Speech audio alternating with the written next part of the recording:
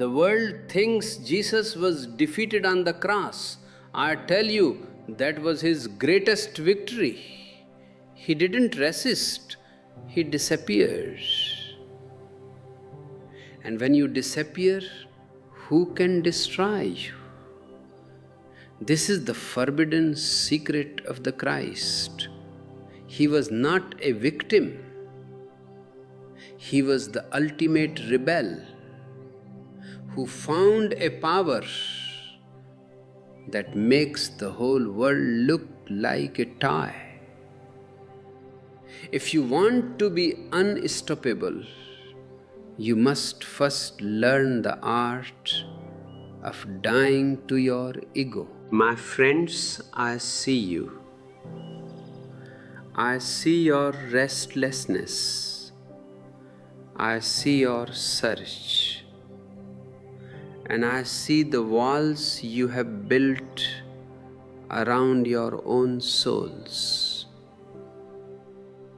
You have been told for 2000 years that Jesus is a savior to be worshipped,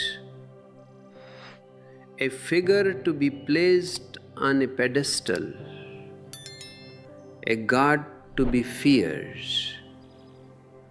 But I tell you, you have been deceived.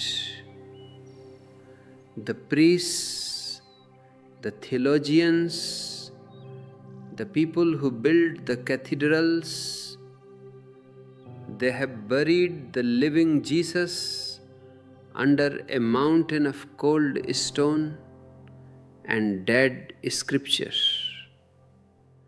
They don't want you to know the secret. They don't want you to know that the secret Jesus carried is not a doctrine, but a fire. And if that fire touches you, you will become unstoppable. Not unstoppable in the sense of the world, not as a conqueror of lands, but as a conqueror of your own illusions. Wait a moment. Before we dive into this ocean of silence, I want to ask you something. If you feel a resonance in your heart as I speak, if something within you stirs, please leave a comment below. Share your heartbeat with this community. It is in sharing that we grow. And if you find value in these words, hitting that like button helps this flame reach others who are still shivering in the dark. Jesus was a rebel. He was not a Christian. He was a man who had realized the ultimate. He was a man who had become the Word. When John says, "In the beginning was the Word, and the Word was with God," what does he mean? He is not talking about a word in a dictionary. He is talking about a vibration, a resonance. He is talking about the very heartbeat of existence. And Jesus became that heartbeat. To become unstoppable, one must first learn how to disappear. This is the paradox. You think being unstoppable means having a strong ego, a powerful will. No. That is the way of the politician, the way of the merchant. The way of the Christ is the way of the mustard seed. The disciples asked Jesus, tell us what the kingdom of heaven is like. And he said something so simple, yet so revolutionary, that the world still hasn't grasped it. He said, it is like a mustard seed, smaller than all seeds, but when it falls on the tilled earth, it produces a large tree and becomes shelter for all the birds of heaven. Do you understand the depth of this? You are the mustard seed. Right now you are small. You are hidden. You are just a potential. But within you, there is a forbidden secret. That secret is your own nothingness. If you are willing to fall into the tilled earth, which means to fall into the soil of meditation, to let your ego die, you will become a giant tree. As we walk this path together today, I invite you to support this flow of consciousness. If you feel called to help these teachings reach more seeking souls, consider using the Super Thanks button. Your support is like the rain that helps the mustard seed grow. And for those who wish to walk closer with me, you can click join to become a member of our inner circle. We also have ebooks available that dive even deeper into these reflections on the Gospel of Thomas and the words of Jesus. These are tools for your transformation. Religion as you know it is a law. But Jesus didn't come to bring a new law. He came to bring love. Law is of the society. Love is of God. Society is a temporary arrangement. It is a convenience. You follow the law because you have to live with other people. But love is how you live with God. Love is the essential religion. When you love deeply, you are ready to share everything. Not just your money, not just your house, but your very being. This is what Jesus meant when he said, "Come, follow me." He wasn't asking for followers. He was asking for fellow travelers who were ready to share his being. But you are too possessive. You are too miserly. You are afraid of the depth. You prefer the surface. Because on the surface you are efficient. On the surface you are an automaton. You can function without awareness. But the moment you start moving toward the depth, fear arises. Death is possible there. And I tell you, death is the only way to life. Unless the seed dies, the tree cannot be born. This is why you feel stuck. This is why you feel stoppable. Every obstacle in your life is just your ego hitting a wall. If the ego is gone, who can stop you? The wind cannot be stopped. The light cannot be stopped. God cannot be stopped. And when you are not, God is.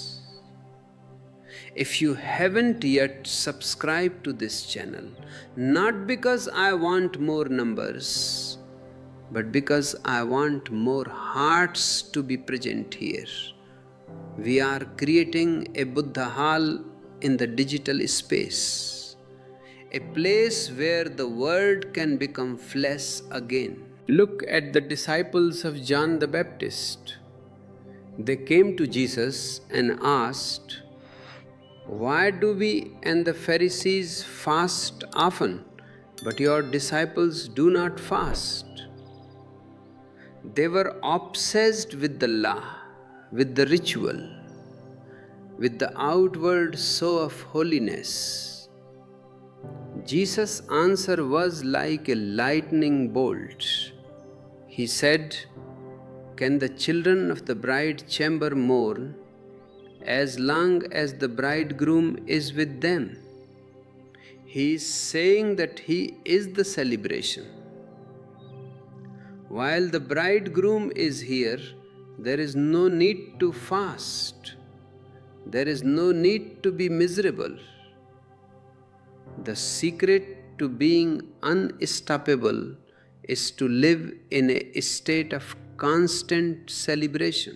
The religious person is usually a sad person, a long-faced person. They think that by being miserable, they are being holy. But I tell you, God is not a mourner. God is a dancer. Look at the flowers, look at the stars, look at the rivers. Do they look like they are fasting? Do they look like they are waiting for a reward in heaven? They are the rewards. To be with a master, to be in the presence of one who has arrived, is to be in the bride chamber. But the days will come, Jesus said, when the bridegroom shall be taken from them, and then shall they fast. He is talking about the inner state. When you lose the connection to your inner source, then you are in a desert. Then you fast. Then you mourn. But why lose it? Why not become the bridegroom yourself? Why not let the word become flesh in you? You see, you cannot put new wine into old bottles. This is another of his forbidden secrets. Your mind is the old bottle. Your traditions, your conditioning, your Christianity, your Hinduism, your Buddhism, these are all old, cracked bottles. If I pour the wine of truth into your old mind, the bottle will break and the wine will run out. You have to become a new bottle. You have to be born again. This is not about a ritual bath in a river. It is about a total cleansing of your consciousness. Before we move into the next dimension of this secret, take a breath. Be here. If this message is touching a chord, remember to share this video with someone who is also searching. let us spread the light. And if you are moved to contribute to our work, the super thanks and the join button are there as a bridge between us. Let us keep this flame alive. The world is obsessed with doing. Everyone wants to do something to become unstoppable. But Jesus' secret is about being. He doesn't say do this, he says be like the mustard seed. The seed doesn't do anything, it simply allows the earth to take it over. It surrenders. The greatest power in the universe is not the power of the will, but the power of surrender. When you surrender, you tap into the infinite. When you are standing on your own 2 feet, you are limited by your own strength. When you fall at the feet of the divine, you have the strength of the whole universe behind you. That is what it means to be unstoppable. I know it sounds crazy to your logical mind. The mind says, if I surrender, I will be weak. But I tell you, only the weak cannot surrender. Only the strong can let go. The ego is a coward. It is always afraid of being lost. But the one who is ready to be lost is the only one who can be found. Consider this. Why did the people of his time hate Jesus so much? Why did they crucify him? Not because he was a bad man. He was the most beautiful man to ever walk the earth. They crucified him because he was a threat to their old bottles.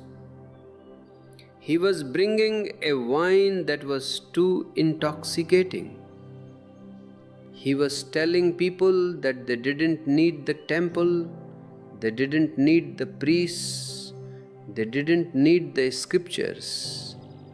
He was telling them that the kingdom of God is within. If the kingdom of God is within you, then you are a king. And a king doesn't need to beg from a priest. A king doesn't need to be controlled by a politician.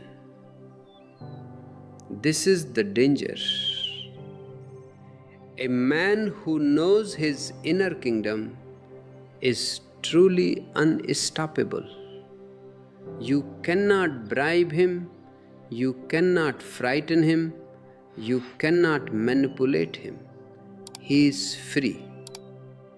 And the world is afraid of free people. The world wants slaves. The world wants you to be a Christian, a Jew, a Muslim. It doesn't want you to be a Christ. To be a Christ means to be a witness. To bear witness to the light. John says Jesus came to bear witness to that light.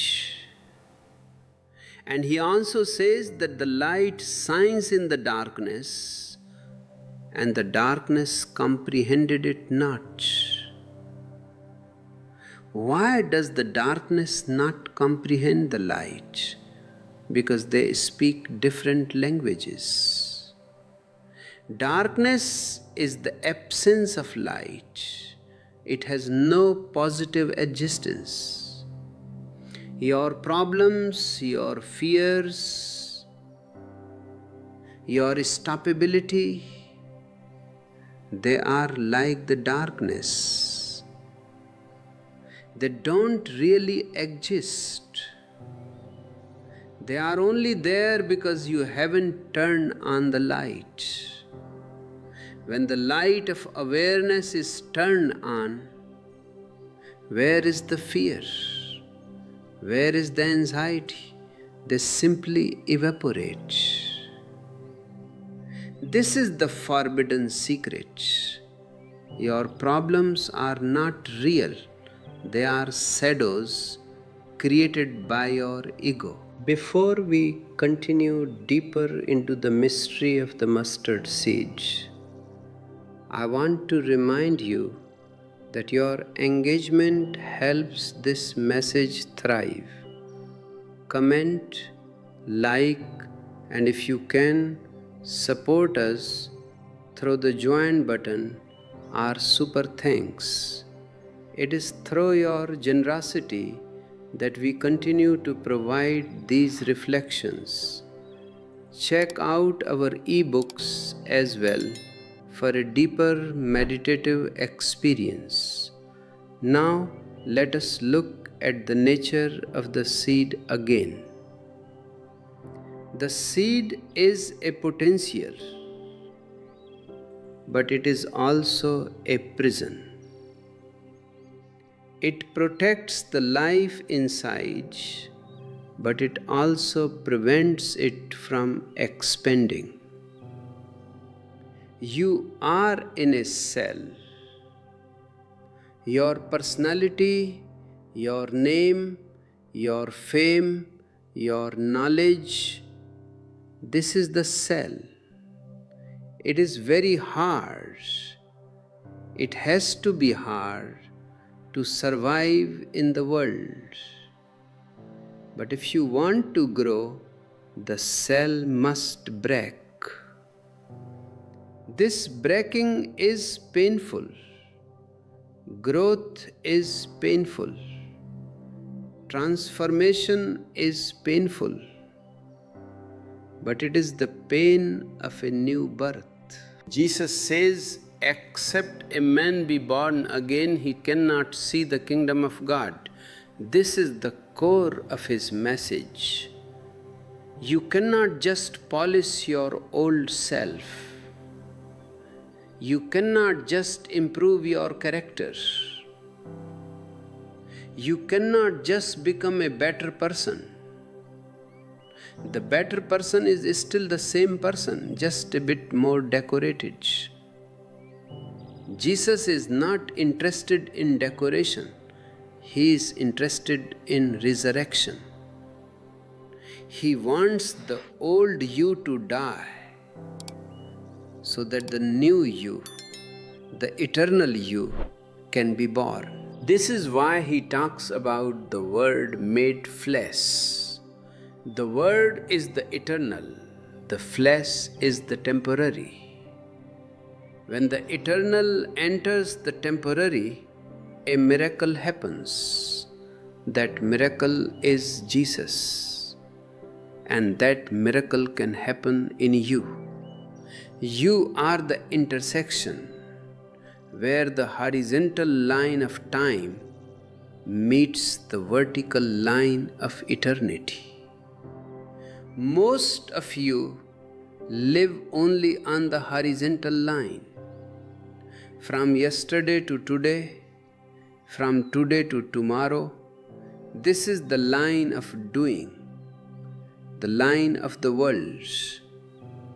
But there is another line, a vertical line, which is from this moment to the depth of this moment. This is the line of being. To be unstoppable, you must step off the horizontal line and onto the vertical line. On the horizontal line, you are always running, but you never arrive. On the vertical line, you don't move an inch, but you have already arrived. You are already at home. When you are at home in yourself, when you are centered in your own being, nothing in the world can shake you. People may praise you, people may condemn you, it doesn't matter. You are like a deep ocean. On the surface, there may be waves, but in the depths, there is absolute silence. This silence is your power. This silence is what makes you unstoppable. But you are afraid of silence. You are afraid of being alone. You want to be part of a crowd. You want to be a Christian. Because then you have 1 billion people with you. But truth is found alone. Jesus was alone on the cross, but in that loneliness, he was one with God. If you are enjoying this journey, don't forget to hit that like button and subscribe. We are just beginning to scratch the surface of these hidden secrets. Your presence here is a blessing. Let us return to the mustard seed. Jesus says that when it grows, it becomes shelter for all the birds of heaven. This is the mark of a truly unstoppable person. They are not just powerful for themselves, they become a blessing for others. Their presence becomes a shelter. Their silence becomes a cooling shade. When you have found your inner secret, you don't need to take from the world. You have so much that you can only give. You become a fountain. And this is the ultimate secret of Jesus. To have, you must give. To live, you must die. To be first, you must be last. These are not just beautiful words, they are the laws of the spiritual world. If you want to be the greatest in the kingdom of heaven, you must be the servant of all. The world doesn't understand this. The world says if you want to be first, you must push everyone else aside. But Jesus says if you push others aside, you are still playing the game of the ego. And the ego is always stoppable. Only love is unstoppable. Love is not a relationship. Love is a state of being. You don't love someone, you are love. When you are love, you are like the sun. The sun doesn't choose to shine on this flower and not on that one. It just shines. It is its nature. When your nature becomes love, you have reached the kingdom. But how to reach there? How to become this mustard seed that grows into a great tree? First, you must recognize that you are a seed. You must recognize that your current life is just a cell. You are not your body. You are not your mind. You are not your emotions. These are all things that you have, but they are not what you are.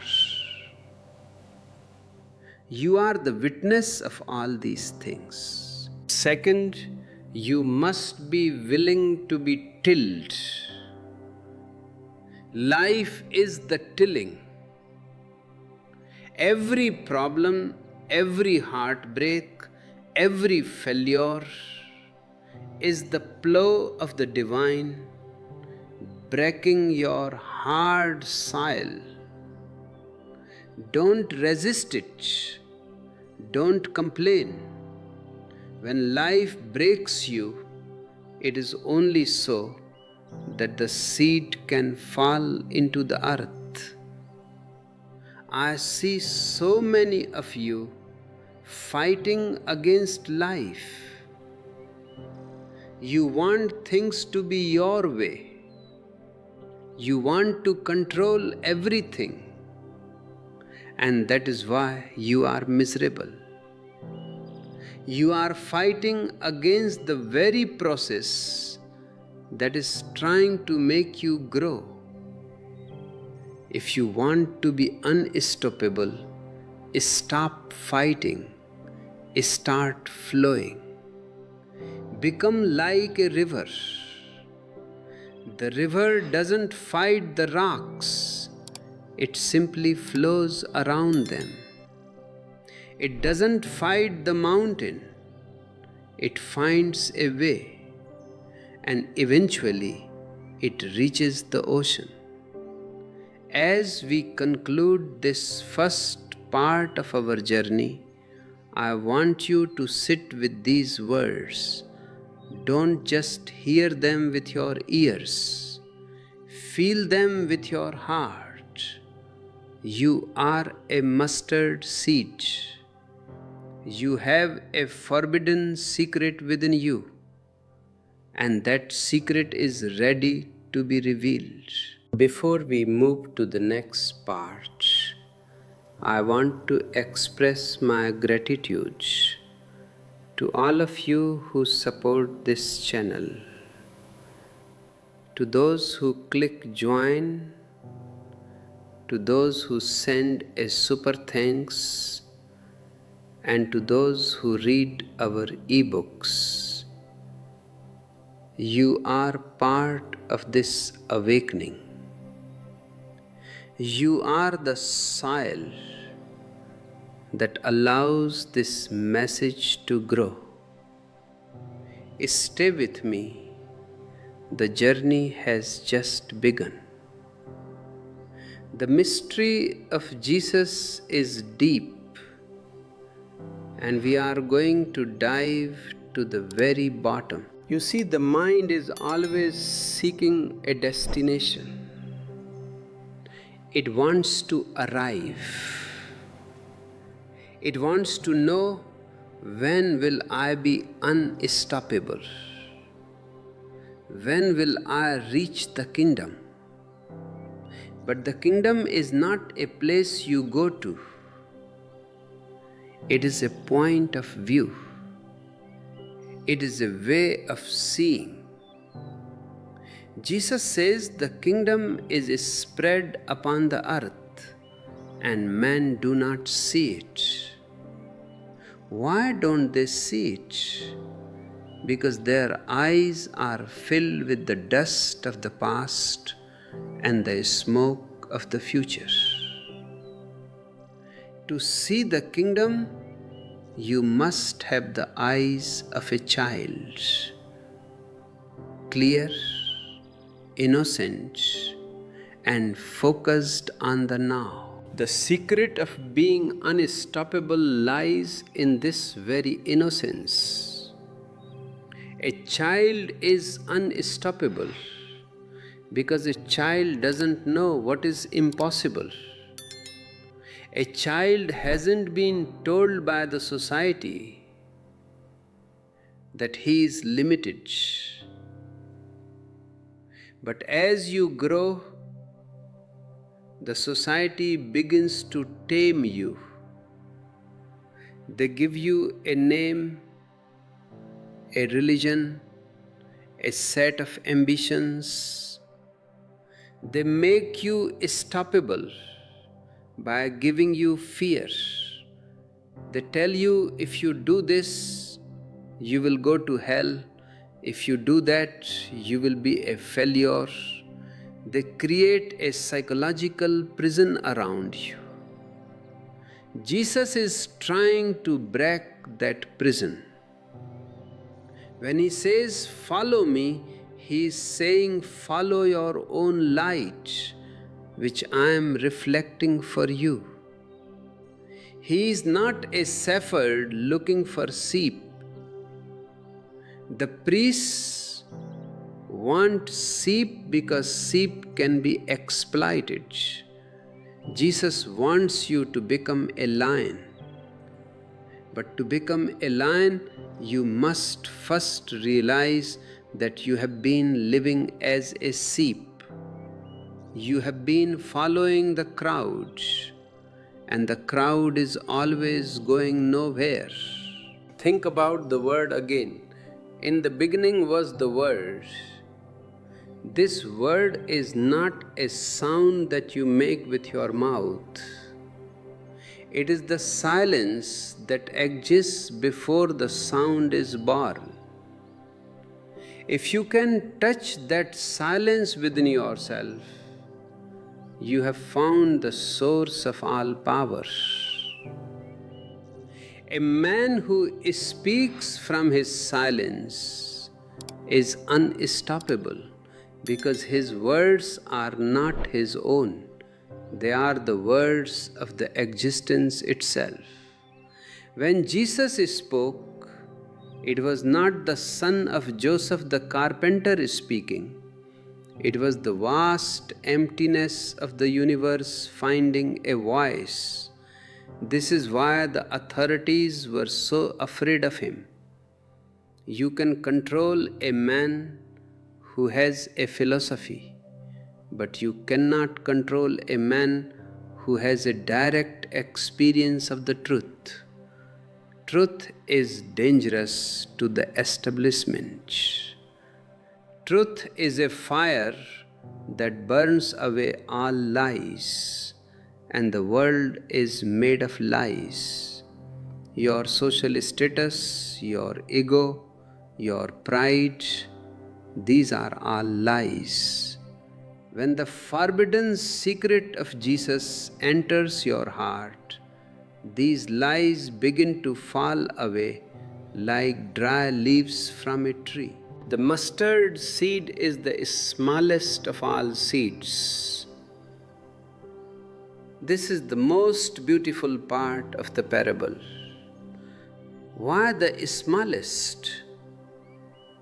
Because to God, nothingness is the greatest quality. If you are somebody, you are too big to enter the eye of the needle.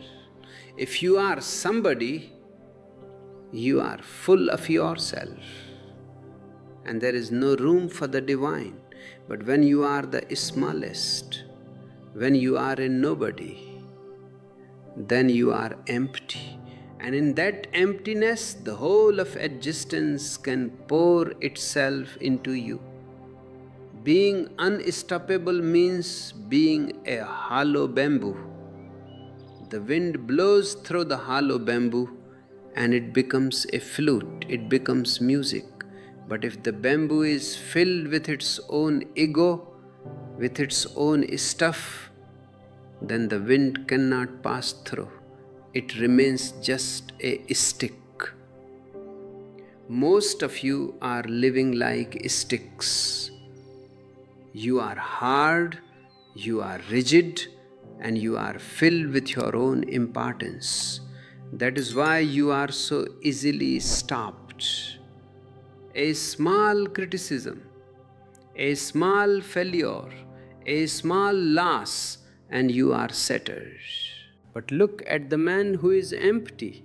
You can't humiliate him because he has no ego to be hurt.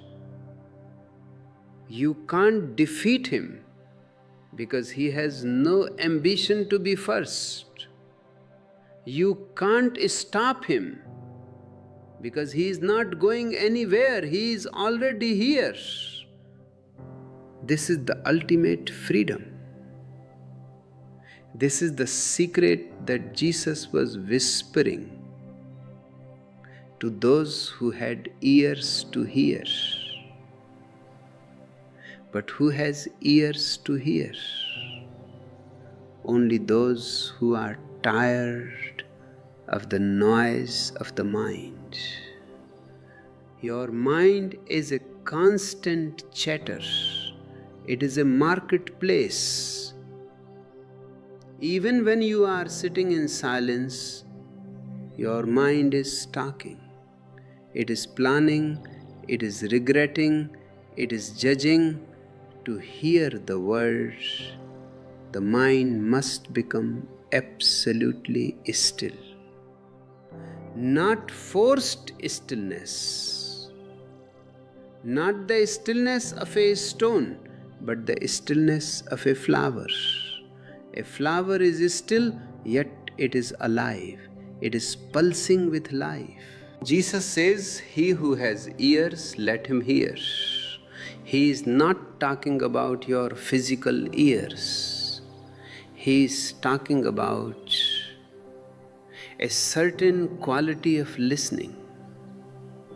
Usually, when you listen to me, you are not really listening.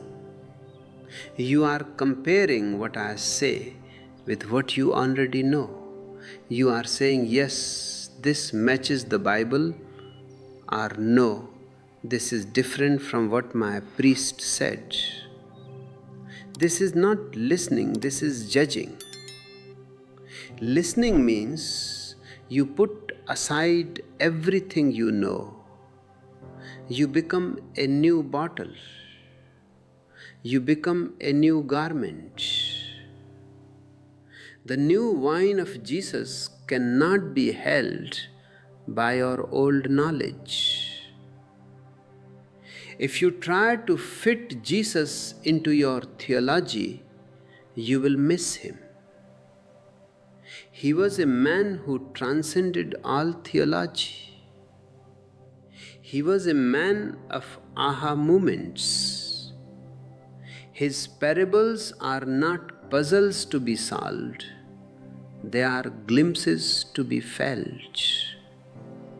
When he talks about the mustard seed, he wants you to feel the seed within yourself. He wants you to feel the potential for greatness that is hidden in your smallness. Let us look at the concept of the thief in the night. Jesus says the kingdom comes like a thief in the night. What does this mean? It means it doesn't come when you are expecting it. It doesn't come when you are doing a ritual or saying a prayer. It comes in a moment of absolute let go. It comes when you are not looking. If you are looking for it, your very looking becomes an obstacle. The seeker is the problem. When the seeker disappears, the sought is found. This is the paradox of the spiritual path. You have to seek, but you must reach a point where the seeking itself is dropped. You have to be a seed, and you have to fall into the earth. Falling into the earth means disappearing. The seed dies as a seed to become a tree. If the seed is afraid of dying, if it stays in the granary, safe and dry, it will never become a tree. It will be stoppable by time, by decay, by death. But if it dies into the earth, it becomes unstoppable. It enters the cycle of eternal life. You are afraid of disappearing. You are afraid of losing your identity. You ask, if I lose my ego, who will I be? I tell you, you will be the whole universe. Right now, you are just a small, miserable person with a few ideas and few possessions. Why are you clinging to this? It is like a beggar clinging to his rags because he is afraid that if he throws them away, he will have nothing. He doesn't realize that a king's robe is waiting for him. Jesus was trying to give you that king's robe, but he was speaking in a language that was too radical for his time. He was talking about the fifth gospel, the gospel of Thomas, which was suppressed for centuries. Why? Because it tells you that you are God. It tells you that the light is in you. The church doesn't want you to know that you are God. If you are God, you don't need the church. If you are the light, you don't need the candles of the priests. The forbidden secret is your own divinity. And once you realize your divinity, you become unstoppable. Who can stop God? No one. But you are not God as an ego. You are God only when the I is gone. Not I, but my Father who is in heaven, said Jesus. He was not talking about a father sitting on a cloud. He was talking about the source of existence. When he said, I and my Father are one, he was declaring the ultimate truth of the mustard seed that has become the tree. This tree is a shelter for all the birds of heaven. This means that a man who has realized his inner secret becomes a sanctuary for others. People will be drawn to him. Not because he is a leader, but because he is a presence. Just sitting near him, your own seed will start to stir. Just looking into his eyes, you will see a reflection of your own hidden potential. But you are distracted. You are distracted by the world. And what is the world? The world is your attachment to things that pass away. Jesus said, be passers-by. This is one of his most profound sayings. Live in the world, but don't be of the world. Use the things of the world, but don't let them use you. Enjoy the house, enjoy the food, enjoy the beauty, but remember that you are just a traveler. You are staying in a hotel for the night. In the morning you must go. If you understand this, then nothing can stop you. Why? Because you have no hooks for the world to catch you. If you are not attached to your name, how can someone insult you? If you are not attached to your money, how can someone make you poor? If you are not attached to your body, how can even death stop you? A man who is ready to die is the only one who is truly alive. The rest are just waiting for the end, shivering in fear. Jesus was not afraid of the cross. He knew that the cross could only destroy the flesh. It could not touch the world. He knew that he was the Word made flesh, and the Word is eternal. You also have that Word within you. It is buried under layers of conditioning. It is buried under your education, your culture, your civilization.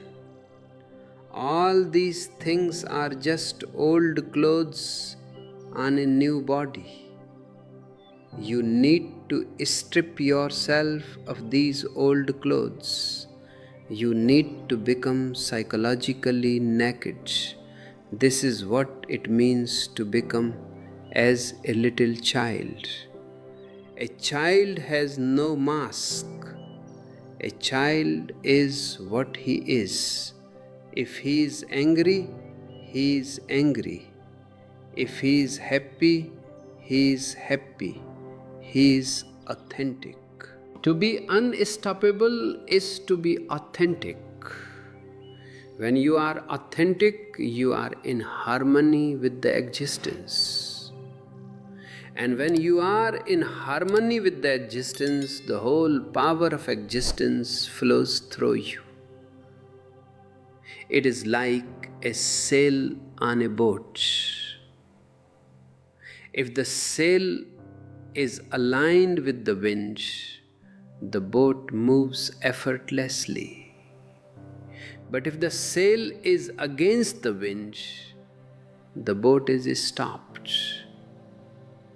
Most of you are living with your sails against the wind. You are trying to go against the flow of life. You are trying to swim upstream.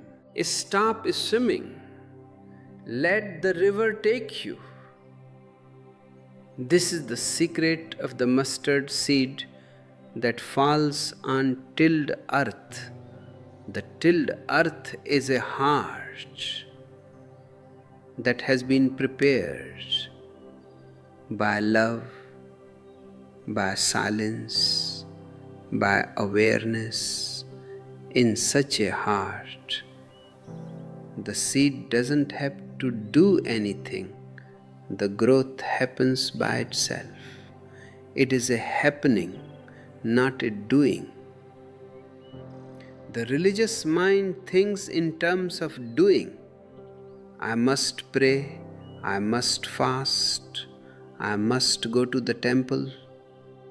These are all doings of the ego. The spiritual mind thinks in terms of being.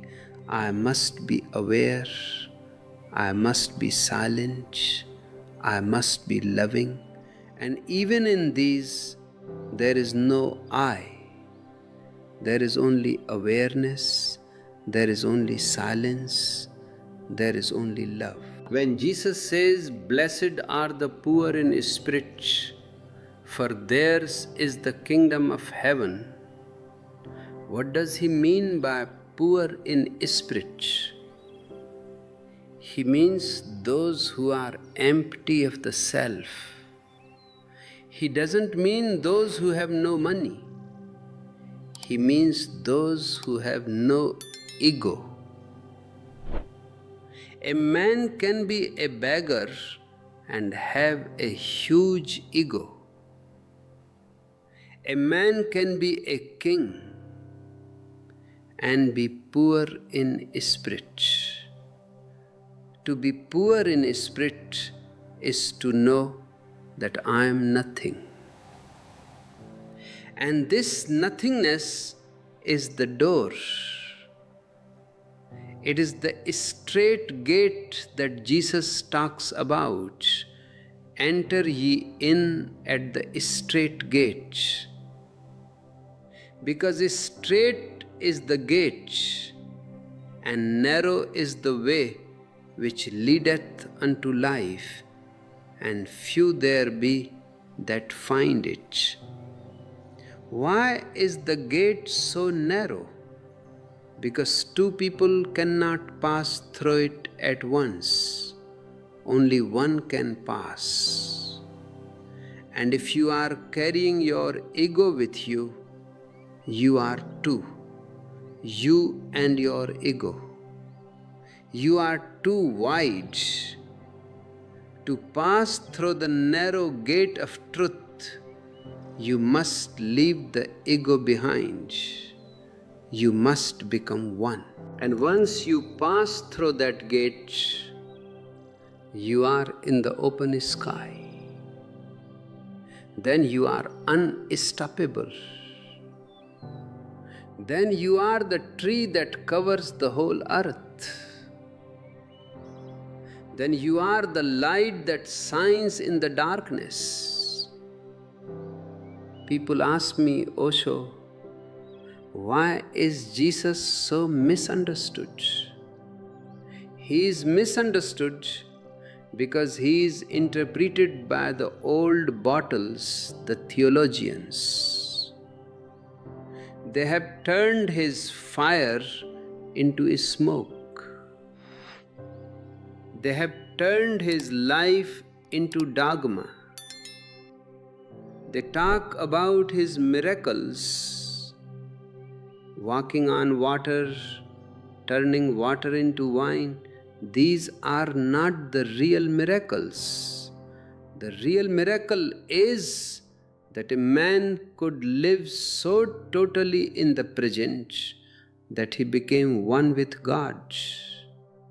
The real miracle is that he could love those who were crucifying him. That is the forbidden secret that makes you unstoppable. Love that knows no conditions. If you can love without asking for anything in return, you have become a master of the universe. Because then you are no longer a beggar. You are a giver. And the more you give, the more you have. This is the divine mathematics. In the world, if you give, you have less. In the kingdom of God, if you give, you have more. If you give your joy increases. If you give your silence deepens. This is the path of the Christ. It is not a path of belief, it is a path of experience. Don't believe in Jesus. Belief is a cover-up for ignorance. If you believe, you don't know. If you know, there is no need to believe. Jesus doesn't want believers, he wants witnesses. He wants people who can say, yes, I have seen the light. I have felt the word. I have become the mustard seed. But to become the mustard seed, you must be willing to fall. You must be willing to let go of your safety. You are too concerned with security. You want a secure job, a secure marriage, a secure future. But life is insecure. Only dead things are secure. A rock is secure. It will be the same for 1,000 years. But a flower is insecure. It blooms in the morning and is gone by the evening. Yet the flower has a beauty and a fragrance that the rock will never know. To be unstoppable is to embrace the insecurity of life. It is to live on the edge. It is to be ready for the thief in the night. It is to be so alert that whenever the divine knocks on your door, you are ready to open it. Most people have their doors locked and bolted. They are afraid of the divine. They are afraid that if God comes, He will take away their toys. And He will. He will take away your ego, your pride, your illusions. But He will give you Himself. Is that not a fair bargain? To give up a few rags for the whole universe? But the mind is a miser. It clings to the rags. It says, at least these rags are mine. I know them. Who knows what this universe is? It might be dangerous. Yes, it is dangerous. Truth is the most dangerous thing in the world. It will destroy you as you are. It will crucify you. But only through that crucifixion is the resurrection possible. So don't look for a comfortable religion. Don't look for a Jesus who will just comfort you in your miseries. Look for the Jesus who will wake you up. Look for the Jesus who will disturb you, who will throw you into the fire. Only then will the mustard seed in you break open. Only then will the forbidden secret be revealed. You are much more than you think you are. You are a potential Christ. You are a potential Buddha. The only difference between you and a Jesus is that He knows it and you don't. He has awakened and you are still dreaming. And in your dream, you are trying to be unstoppable. But you cannot be unstoppable in a dream. In a dream, you are always at the mercy of the dreamer. You must wake up. Waking up is the secret. Awareness is the key. Every moment be more and more aware. When you walk, walk with awareness. When you eat, eat with awareness. When you speak, speak with awareness. Gradually, this awareness will create a center within you. A center that cannot be shaken by anything in the world. That center is the kingdom of heaven. That center is the world. Once you have found that center, you will see that you are no longer a victim of circumstances. You are a master of your own destiny. You will see that everything that happens to you is a gift, an opportunity for growth. Even the things you used to call bad will become good, because they will help you to deepen your awareness. This is the radical transformation. This is the new wine.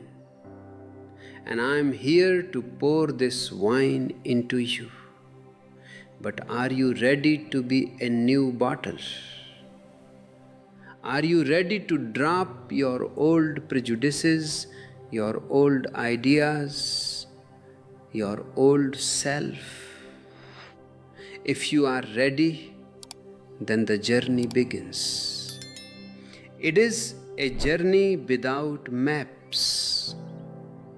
It is a journey into the unknown, but it is the only journey worth taking. All other journeys are just circles. They lead you back to where you started. Only the journey within leads to a new dimension.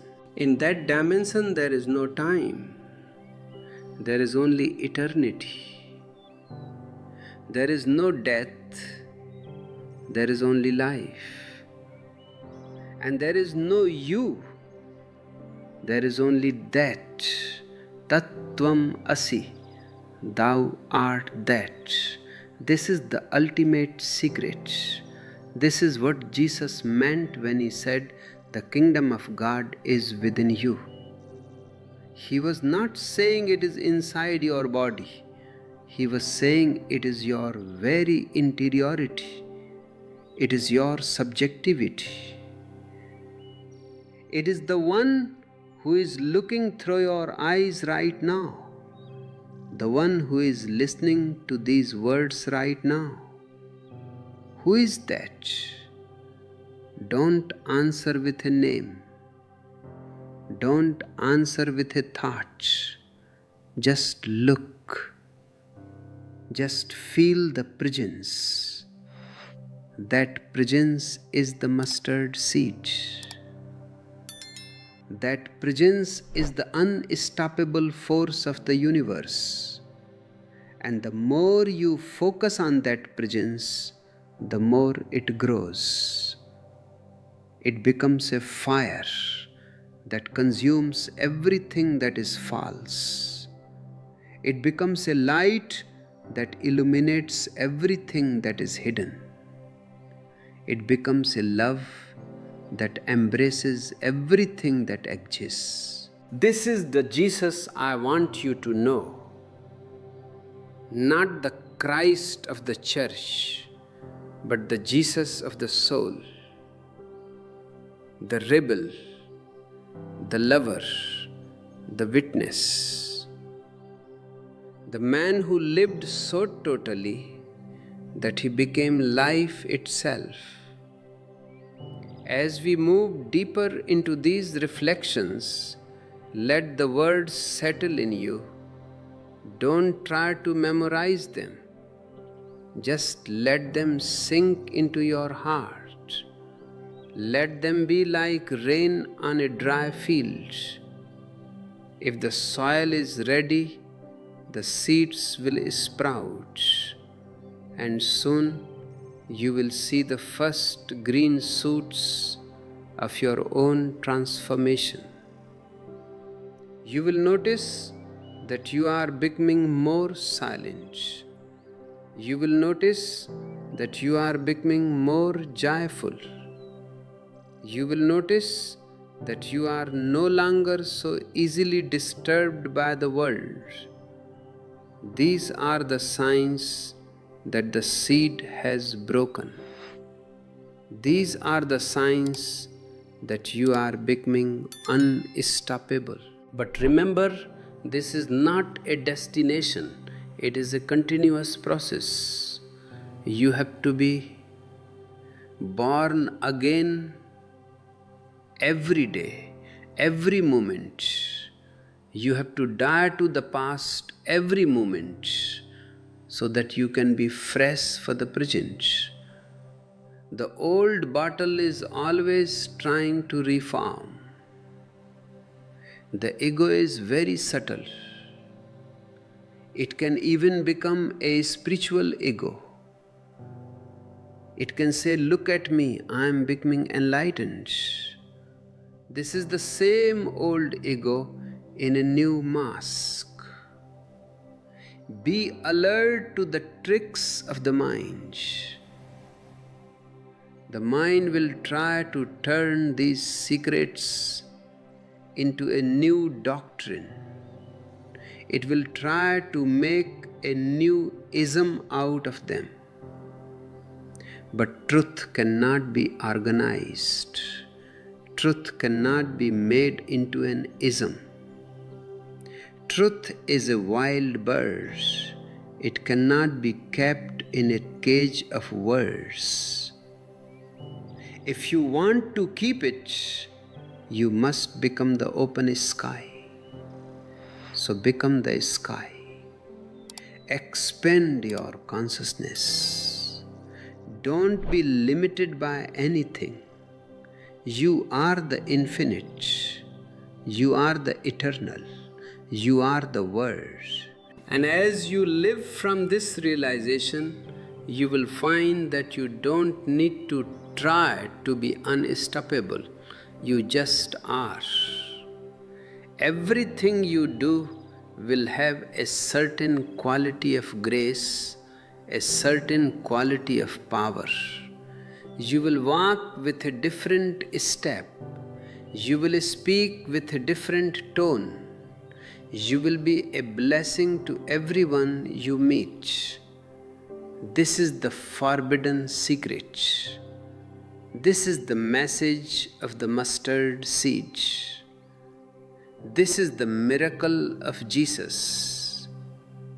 And this miracle is happening right now, in this very moment, if you are open to it. Can you feel it? Can you feel the vibration in the air? It is the vibration of the Word. It is the heartbeat of God. And it is beating in you. This heartbeat is the only bridge between the known and the unknown. You see, you are a bridge, but you are trying to live on the bridge as if it were a permanent house. A bridge is meant to be crossed, not to be dwelt in. Jesus said this world is a bridge. Pass over it, but build no house upon it. This is a fundamental secret to being unstoppable. The moment you build a house, the moment you settle down into a belief, a habit, or an identity, you are stopped. You become stagnant. The water that flows is pure. The water that stops becomes a swamp. The mind is a house builder. It wants to make everything solid, everything certain, everything secure. It wants to know where it will be tomorrow. But the Word, the vibration of life, knows no tomorrow. It only knows this eternal dance of the present. To be unstoppable, you must become the dance, not the dancer. If you are the dancer, you can get tired. If you are the dancer, you can be stopped. But if you are the dance, there is no one to be tired. There is only the movement, the flow, the energy. Jesus says, if your eye be single, your whole body shall be full of light. This singleness is the integration of your being. Right now, you are a crowd. You are not one, you are many. One part of you wants to meditate, another part wants to go to the marketplace. One part wants to love, another part is full of hate. This internal conflict is what drains your power.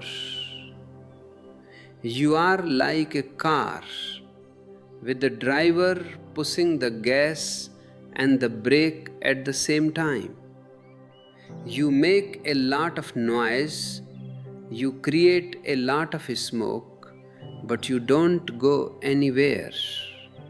You are easily stopped because you are already stopping yourself. To have a single eye means to have a single vision. A vision that is not divided by the eye. The eye is the divider. The ego says, this is me and that is the world. This primary division creates all other divisions. This is mine, that is yours. This is good, that is bad. This is sacred, that is profane.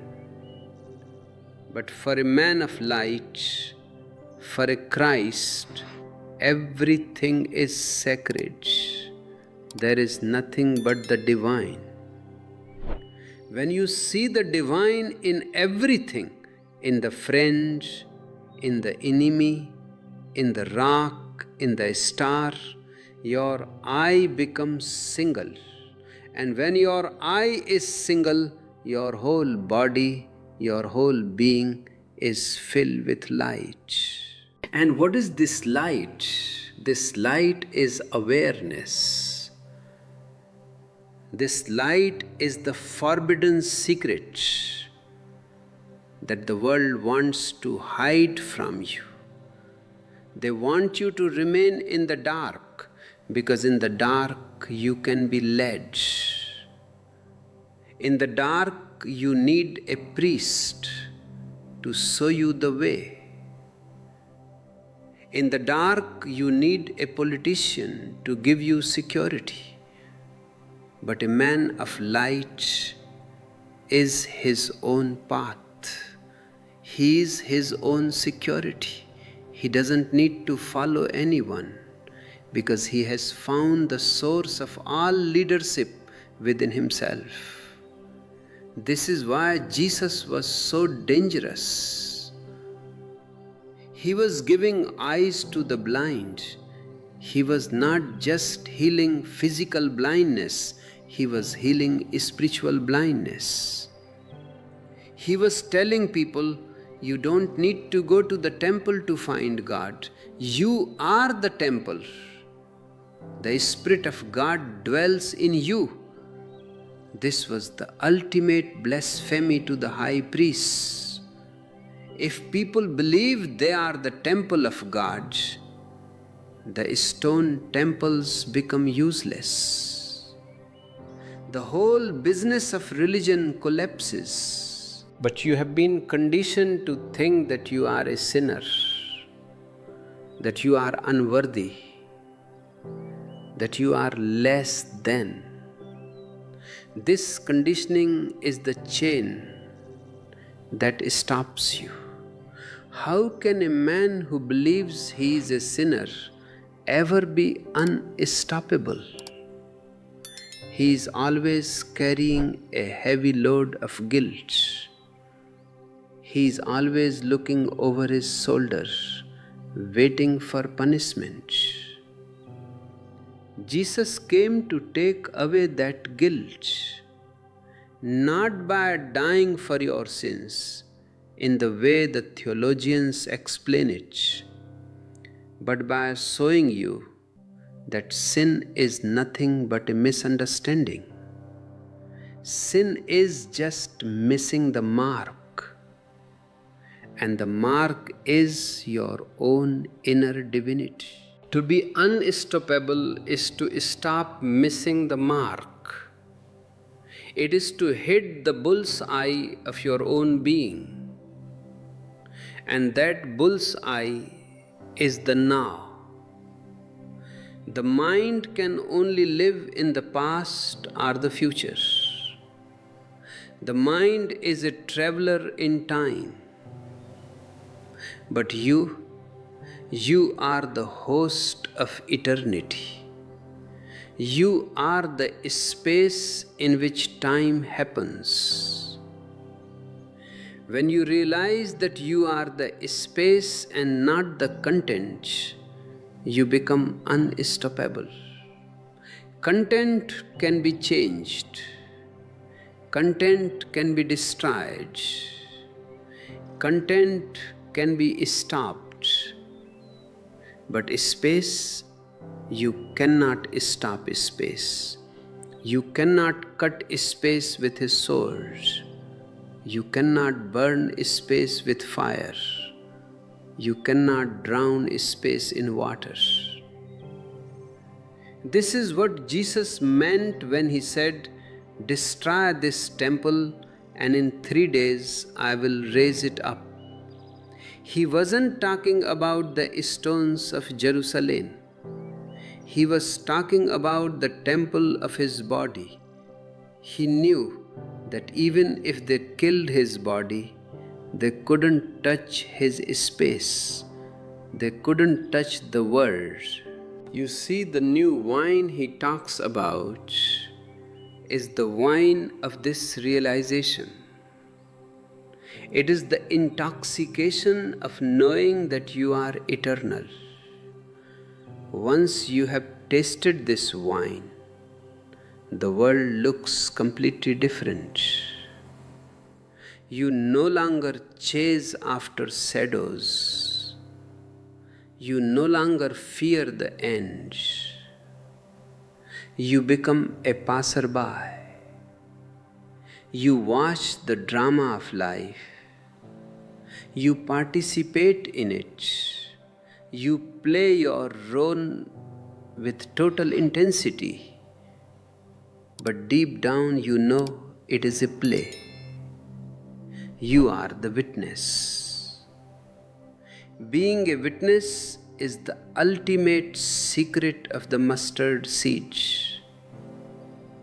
The seed witnesses its own breaking. It witnesses its own disappearing. It witnesses the first green shoot coming out of the dark earth. It doesn't interfere. It doesn't say, "Oh, I should be growing faster," or "I don't like this soil." It just allows. This allowance is the greatest power. Most of you are doers, not allowers. You are constantly trying to manipulate your life, to make things happen. And the more you try to make things happen, the more you get in the way. You are the obstacle. You are the one stopping yourself.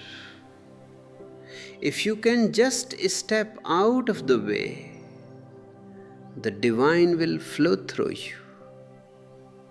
And then nothing can stop that flow.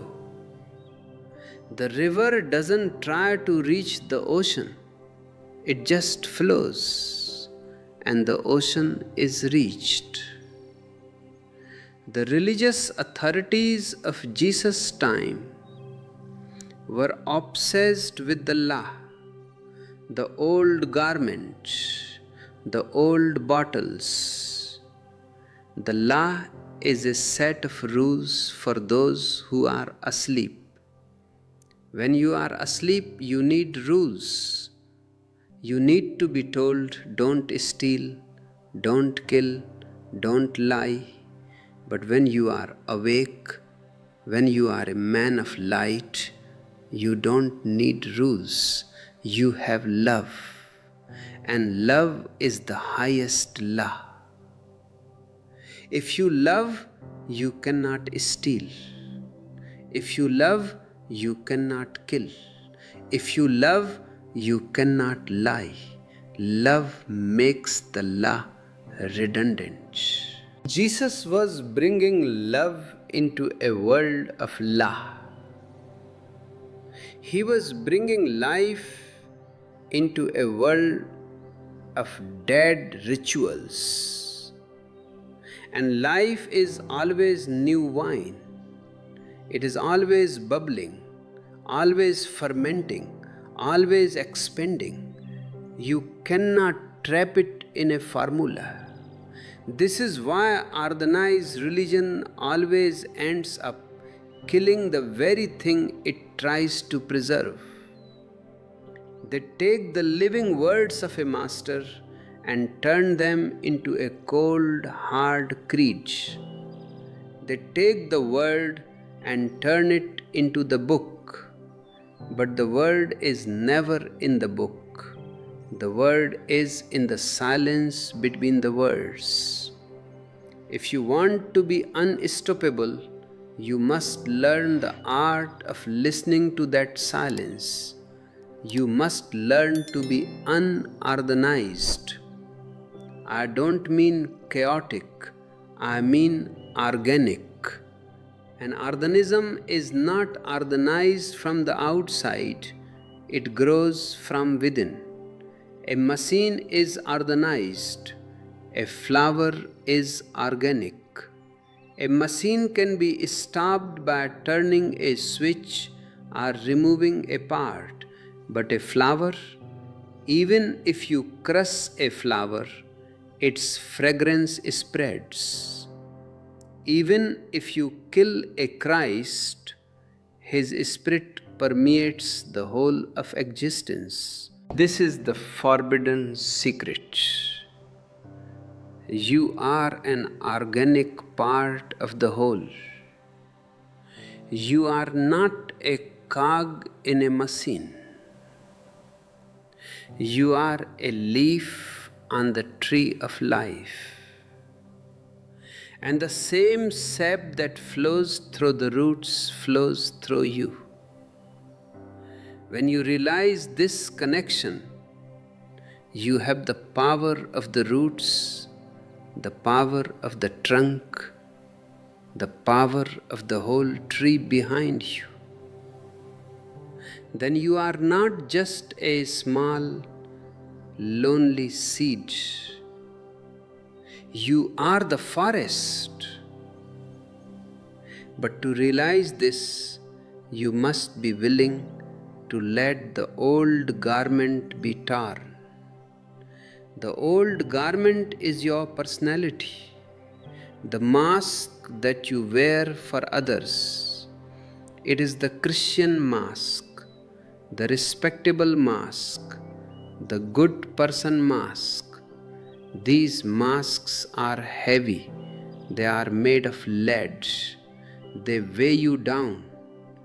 Jesus says, "No man putteth a piece of new cloth unto an old garment, for that which is put in to fill it up taketh from the garment, and the rent is made worse." You cannot just add a little bit of meditation to your old life. You cannot just add a little bit of Jesus to your old ego. It won't work. The conflict will be too great. The new cloth of awareness will pull against the old cloth of your conditioning. And you will feel even more divided, even more miserable. You have to be willing to drop the old garment entirely. You have to be willing to be naked before God.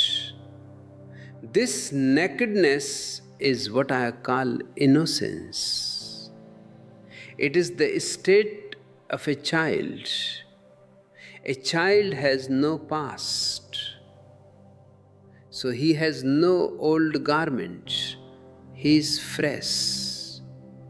He is like a clean slate. When Jesus says, "Suffer little children to come unto me," he is not just being kind to kids. He is giving you a technique. He is saying, unless you become like this child, without masks, without prejudices, without a history, you cannot enter the kingdom. The kingdom of heaven is for the now people. It is not for the yesterday people or the tomorrow people. The yesterday people are burdened by guilt and tradition. The tomorrow people are burdened by ambition and anxiety. Both are stoppable. Only the now person is unstoppable because he has no weight. He is like a feather in the wind. He goes wherever the Spirit takes him. The disciples of John the Baptist were confused. They said, "We fast." The Pharisees fast. Why do your disciples not fast? They were looking at the outward form. They were looking at the bottle. They couldn't see the wine. Jesus' disciples were not fasting because they were in a state of celebration. They were with the bridegroom. When the heart is full of joy, there is no need to create artificial miseries. Fasting can be a beautiful thing if it comes out of a deep inner silence. But if it is just a ritual, it is just another way to strengthen the ego. The spiritual ego is the most dangerous of all. It says, "Look at me, I have been fasting for 40 days. I am holier than you." Jesus was a man of the feast, not the fast. He was a man of the wedding, not the funeral. He enjoyed eating. He enjoyed drinking wine. He enjoyed the company of friends. He was the Word made flesh, and he wasn't ashamed of the flesh. He knew that the flesh is just the visible form of the Word. To reject the flesh is to reject the creation. To reject the creation is to reject the Creator. This is a secret that the stoppable religious people will never understand. They think that by being anti-life, they are being pro-God. They are wrong. God is life. To be pro-God is to be pro-life. To be unstoppable is to live so passionately, so totally, that every moment becomes a prayer. Not a prayer said with the lips, but a prayer lived with the blood and the bones. Think about the Word again. The Word was in the beginning. It is in the middle. It is in the end. It is the eternal sound of the universe, the Om, the Logos. When you are silent, you can hear it. It is like an underground river that is always flowing beneath the surface of your noisy thoughts. If you can dig deep enough, you will hit that water. And once you find that water, you will never be thirsty again. You will have found the living water that Jesus promised to the woman at the well. This living water is what makes you unstoppable. It is an inexhaustible source of energy. Most people are living on battery power. They have a limited amount of energy, and they are constantly worried about running out. They have to conserve it. They have to protect it. But the man who has found the inner river is connected to the grid of the universe. He doesn't have his own energy. He is energy. He is a conduit for the infinite. You can see this in the lives of the great masters. They can work 20 hours a day and still be fresh. They can face persecution, exile, and death and still have a smile on their faces. Where does this strength come from? It doesn't come from the muscles. It comes from the word.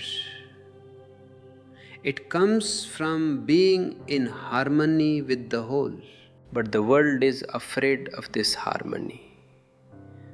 The world is built on disharmony.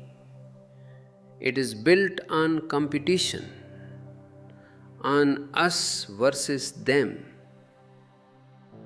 If you are in harmony, you are a rebel against a disharmonious world. If you are silent, you are a threat to a world of noise. If you are a mustard seed growing into a tree, you are disturbing the garden of the priests. And that is okay. To be unstoppable is to be ready to be a disturbance. It is to be ready to be misunderstood. Jesus was the most misunderstood man in history. And that is his greatness. If the world understands you, it means you are just like the world. If the world accepts you, it means you have compromised. A Christ can never be accepted by the world as it is. He can only be crucified. But I tell you, it is better to be crucified as a Christ than to live as a slave of the world. Because the crucifixion is only for the old garment. The new wine is liberated by the breaking of the bottle. The death of the body is the birth of the spirit.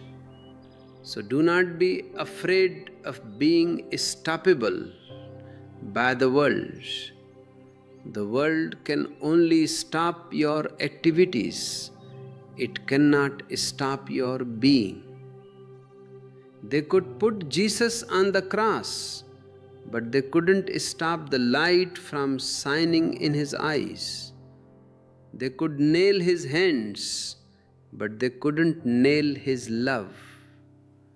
That love is what has survived for 2000 years, not the nails. You are seeking for power, but you are looking for it in the wrong places. You think power comes from money, from fame, from control. But that power is borrowed power. It can be taken away from you in a second. True power is intrinsic power. It is the power that belongs to your nature. The mustard seed has the power to become a tree, and no one can give it that power, and no one can take it away. It is built in. your divinity is built in. Your unstoppability is built in. You don't need to acquire it. You only need to uncover it. You need to remove the old piece of cloth that is covering the new garment. You need to pour out the old water so that the new wine can be poured in. This is the process of meditation. Meditation is not about learning something new. It is about unlearning the old. It is a process of via negativa, the way of negation. You say, I am not this body, I am not this mind, I am not this ego. You keep stripping away the layers until nothing is left but the words. And that nothingness is the most powerful thing in existence. It is the womb of all creation. Can you feel the weight of your old clothes? Can you feel the heaviness of your beliefs? Every should and should not that has been given to you by your parents, your teachers, your society. These are the weights that stop you. They make you calculating. And a calculating person can never be unstoppable. A calculating person is always thinking about the cost. He is always thinking about the risk. But love never calculates. Love is a gambler. Love is ready to risk everything for the sake of the beloved. And for the Christ, the beloved is the divine that resides in everyone. When you are in love, you have a different kind of intelligence. It is not the intelligence of the head, it is the intelligence of the heart. The head is always stoppable because it can be confused by logic. But the heart knows. It has a direct sight. It doesn't need arguments. Jesus says, the light shineth in darkness, and the darkness comprehended it not. The darkness is your logic, your reasoning, your intellectualizing. These things cannot comprehend the light of the Spirit. They can only see the flesh. They can see the carpenter's son, but they cannot see the Son of God. They can see the cross, but they cannot see the resurrection. To see the forbidden secret, you must go beyond your intellect. You must move into the dimension of no mind. In the state of no mind, you are just a mirror. You reflect the truth as it is. You don't interpret it, you don't color it with your ideas, you just see. And in that seeing, there is freedom. Freedom and unstoppability are two sides of the same coin. A man who is free cannot be stopped because he has no hooks. You can only stop a man who wants something.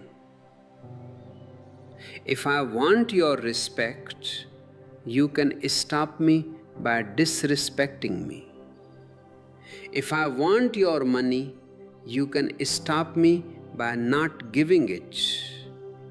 If I want to be a success in the eyes of the world can stop me by making me a failure. But if I want nothing, if I am already fulfilled in my own being, then how can you stop me? You can't even threaten me with death, because I know that I am life itself.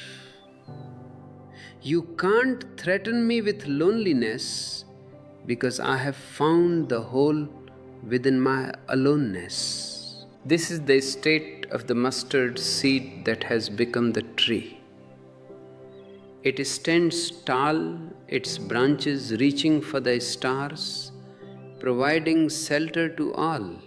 It doesn't ask for anything in return. It doesn't ask the birds to pay rent. It doesn't ask the sun to thank it for growing.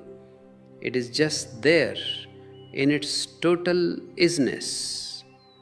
I want you to find this isness in yourself. I want you to stop becoming and start being. You have been becoming your whole life. You wanted to become a graduate, then a professional, then a wealthy man, then a spiritual person. Becoming is a horizontal movement. It is the old garment. Being is a vertical movement. It is the new wine. When you are in the state of being, you are unstoppable, because you are not moving toward a goal, you are the goal. Every step is the destination.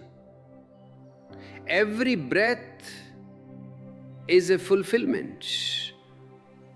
This is the secret that Jesus was living every moment. When he was walking with his disciples, when he was talking to the multitudes, when he was sitting in silence, he was always at home. Most of you are homeless, even if you have a mansion. You are always looking for a place to rest. But the mind never lets you rest. It always says, one more thing, then we can relax. One more achievement, then we will be happy. This is a mirage. The one more thing will never come. Even if you conquer the whole world, you will be just as restless as before. Look at Alexander the Great. He was the most stoppable man in history because he was a slave to his own ambition. But look at Jesus. He had nothing. He didn't even have a place to lay his head. Yet he was the master of his soul. He was the most unstoppable man because he was at peace. Peace is not the absence of conflict. It is the presence of the divine. When the divine is present, there is no room for conflict. The Word was made flesh. This means that the highest truth can be lived in the most ordinary life. You don't have to go to the Himalayas to find this secret. You don't have to leave your family or your job. You only have to leave your ego. You have to allow the Word to become flesh in your daily life. When you are washing the dishes, let there be only the Word. When you are walking to work, let there be only the Word. When you are talking to your children, let there be only the Word. This means doing everything with total awareness, with total love, with total presence, then your life becomes a gospel. Your life becomes a mustard seed that is constantly growing, constantly expanding, constantly providing shelter. The forbidden secret is that you don't need to save yourself. You are already saved. You just haven't realized it. It is like a man who has a diamond in his pocket but thinks he is a beggar because he has forgotten about it. He goes around asking everyone for a penny. All he needs to do is put his hand in his pocket and find the treasure. Jesus is like a friend who points to your pocket and says, "Look, what are you looking for? The treasure is here." But you are so busy looking at the world, so busy being stoppable by the world's trivialities that you don't listen. You think he is talking about a treasure in heaven after you die. No, he is talking about the treasure that is here, right now, in this very heartbeat. Can you feel it? The diamond is there. The word is there. The mustard seed is there. It is pulsing. It is waiting. It is longing to be recognized. And the moment you recognize it, the old garment will fall away by itself. You won't have to struggle to drop it. When you find the diamond, you naturally drop the pebbles you were collecting. This recognition is what I call enlightenment. It is what Jesus called the kingdom of God. It is what the Upanishads call Sat Chit Anand, truth, consciousness, bliss. It is your birthright. It is the only thing that makes you truly human and at the same time truly divine. As we continue to explore these parables, let yourself be intoxicated by this possibility. Don't be serious about it. Religion has been too serious for too long. Be playful. Be like a child who has found a new toy. The kingdom of God is a play, a lila. It is the dance of the mustard seed as it breaks open to meet the sun. And in that dance, you will find that you are no longer a person. You are a process. You are a flow. You are the world manifesting itself in time and space, and a flow cannot be stopped. A process cannot be stopped. Only a thing can be stopped. You are not a thing. You are a no-thingness that is full of potential. So let the old bottles break. Let the old wine spill. Be ready for the new wine of Jesus. Be ready for the fire that He came to bring.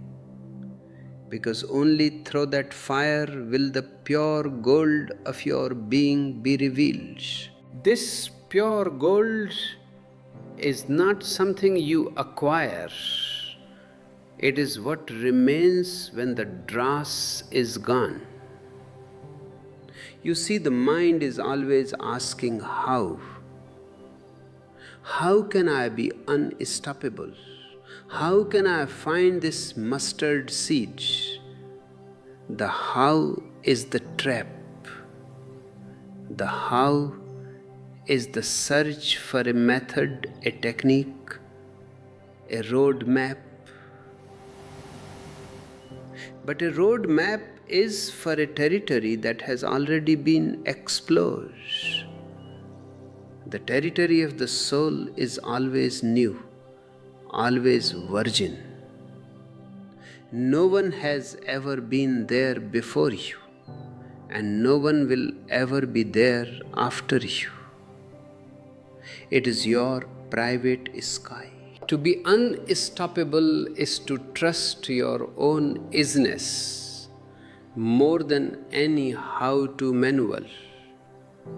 Jesus did not give a manual. He gave his life. He gave his presence. He was saying, "Look at me. I am a man of flesh and blood, just like you.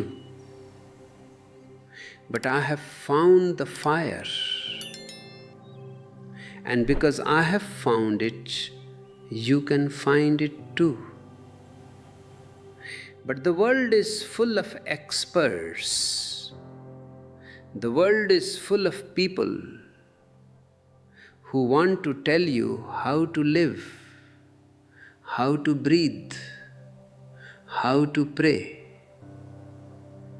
These experts are the ones who stop you. They fill your head with borrowed knowledge. And borrowed knowledge is like a heavy fog. It prevents you from seeing the sun. Think about the tilled earth in the parable. What is tilled earth? It is earth that has been broken. It is earth that has been turned upside down. It is earth that has been made vulnerable. If the earth remains hard and crusty, the seed will just sit on the surface. The birds will eat it, or the sun will scorch it. It will never sprout. You too must be tilled. This is why suffering is often a blessing in disguise. When you are comfortable, you are hard. When you are successful, you are crusty. You think you know everything. You think you are in control. You are stoppable because you are rigid. But when life knocks you down, when your heart is broken, when your dreams are shattered, then you are tilled, then you are soft, then you are open. In those moments of deep pain, the seed of the divine can finally penetrate your hard shell. This is the forbidden secret that the priests won't tell you. That your failures are more precious than your successes. Your tears are more holy than your laughter, because it is through the cracks in your ego that the light gets in. Jesus was a man who hung out with the untilled, the prostitutes, the tax collectors, the sinners. Why? Because they were already broken. They were already aware of their own nothingness. They didn't have the crust of holiness that the Pharisees had. The Pharisees were like stones. You couldn't plant anything in them. But the sinners were like tilled earth. They were ready. They were waiting. When Jesus spoke, His words didn't hit a wall of theology, they fell straight into their hearts. To be unstoppable is to remain in that state of tildness. It is to never let yourself become hard or cynical. It is to remain vulnerable, even if it hurts, especially if it hurts, because only the vulnerable can grow. Only the vulnerable can be transformed. The moment you protect yourself, you stop growing. The moment you build a wall, you become a prisoner of that wall. Look at the nature of the word again. In the beginning was the word. This word is a vibration. It is the music of the spheres. If you are silent, you can hear it pulsing in your own blood. It is the sound of the universe breathing. When you align yourself with this vibration, you become a conductor of infinite power. You don't have power, you are the power. There is a great difference. If you have power, it can be taken away. If you are the power, who can take it? The world tries to stop you by making you forget your own nature.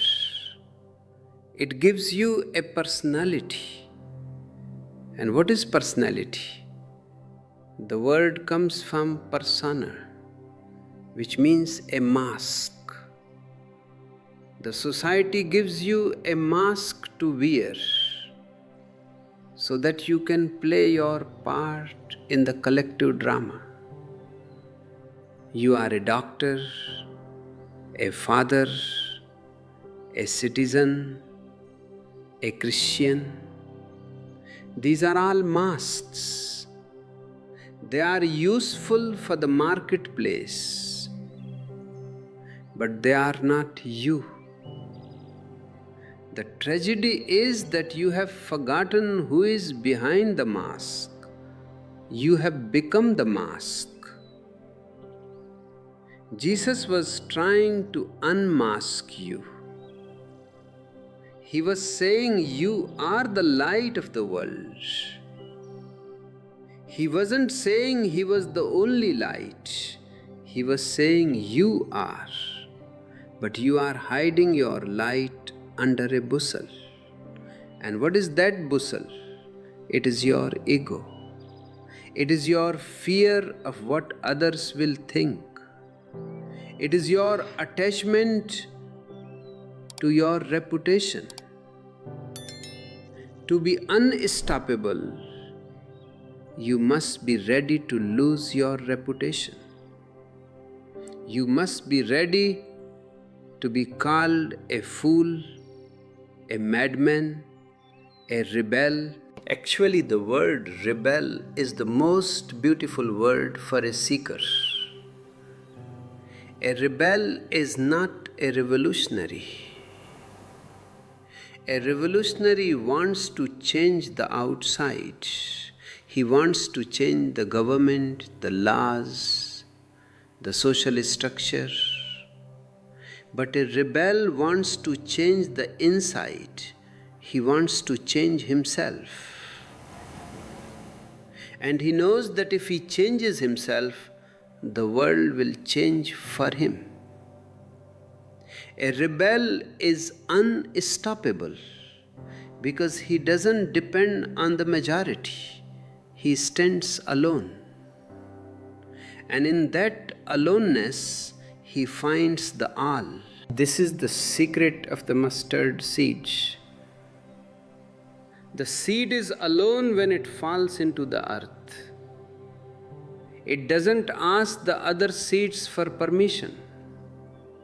It doesn't wait for a committee to decide if it's the right time to grow.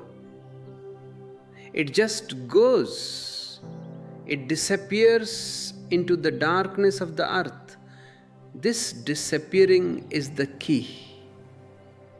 You want to be unstoppable while remaining somebody.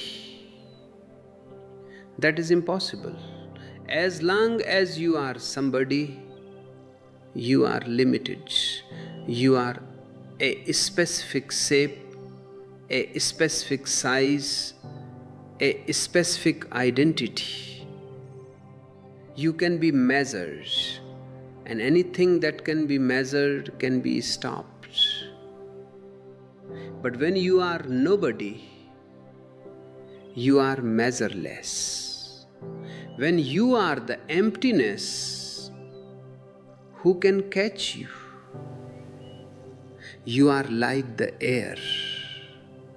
You are like the space. This is the nothingness that Buddha called sunyata. This is the poverty in spirit that Jesus praised. It is not a lack, it is a fullness of the divine. When the cup is empty, it can be filled with wine. When you are empty of yourself, you are filled with the world. People often ask Osho, how can I be more confident? I tell them, confidence is a dirty word. Confidence is of the ego. The ego needs confidence because it is always afraid. It needs to bolster itself up. But the man of the world doesn't need confidence. He has trust. Trust is totally different. Confidence is in yourself. Trust is in the whole. Confidence says, I can do it. Trust says, the divine is doing it through me. When you trust, you are unstoppable. Why? Because you are no longer the doer. If the results are good, you don't get bloated. If the results are bad, you don't get depressed. You are just a flute. The music is not yours. It belongs to the musician. If the music is beautiful, the flute doesn't take the credit. It simply knows it was hollow enough for the sound to pass through. Jesus was the most hollow bamboo in history. That is why his music still echoes after 2000 years. But the priests have tried to turn the flute into a god. They want you to worship the flute, but they don't want you to become a flute yourself. They want you to stay as a solid stick. But I tell you, don't worship Jesus, live Jesus. Don't follow the Christian religion. Follow the Christ consciousness. Christ consciousness is the realization that you and the Father are one. And what is the Father? It is the source. It is the ocean. You are a drop of that ocean. The drop has the same quality as the ocean. The only difference is the size. But the world doesn't care about size. The vibration in the drop is the same vibration as in the ocean. The forbidden secret is that you have the entire ocean within you. Most of you are living like drop people. You are always worried about evaporating.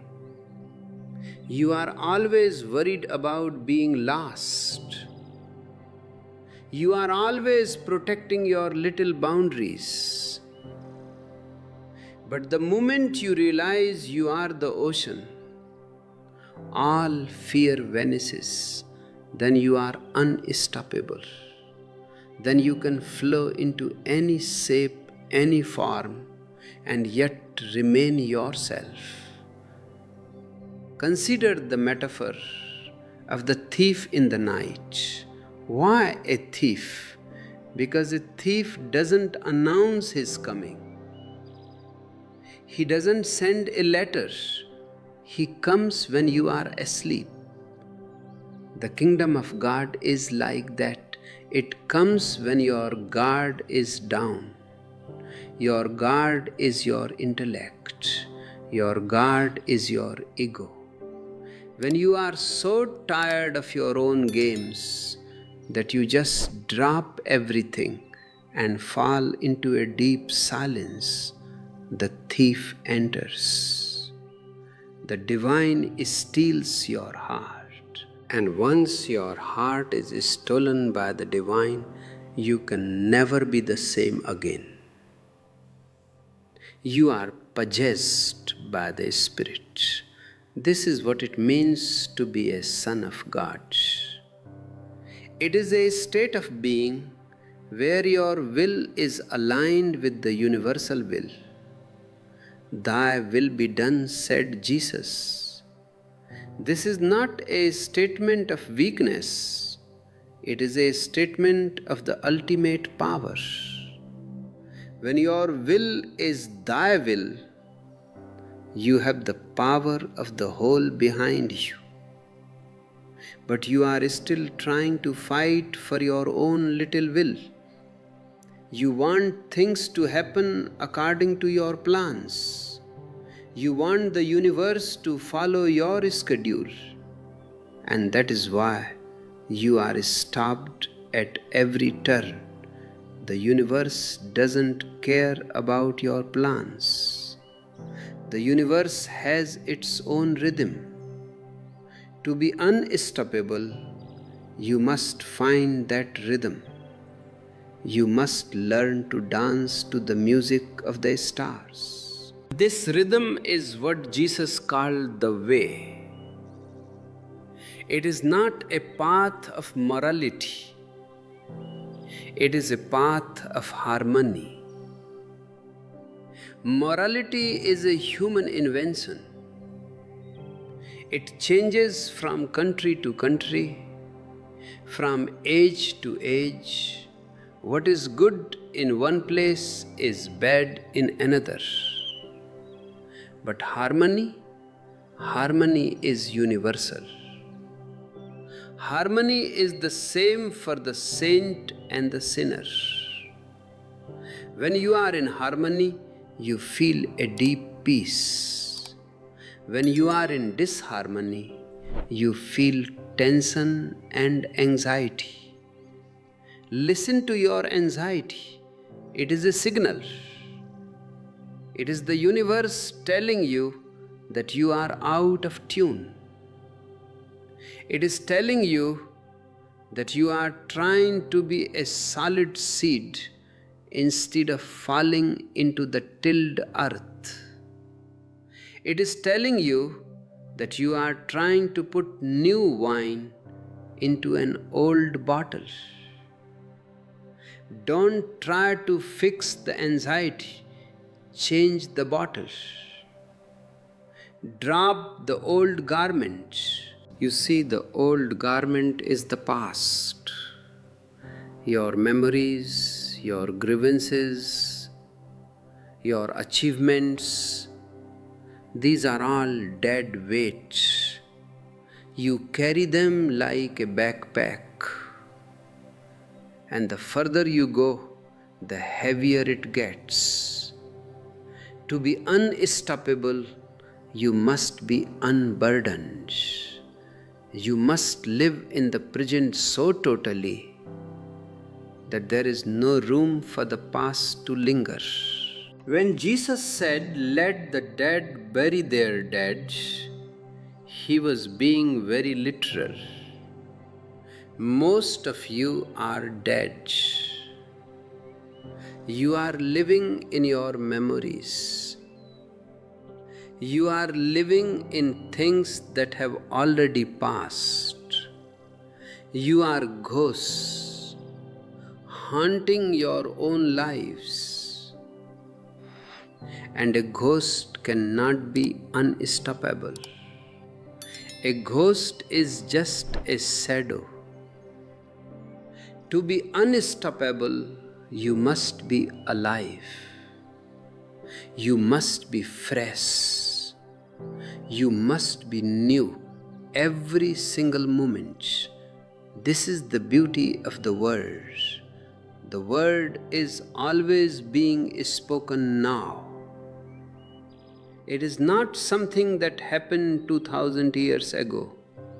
It is happening in this very silence. If you can hear it, you are born again. If you can hear it, the mustard seed has broken.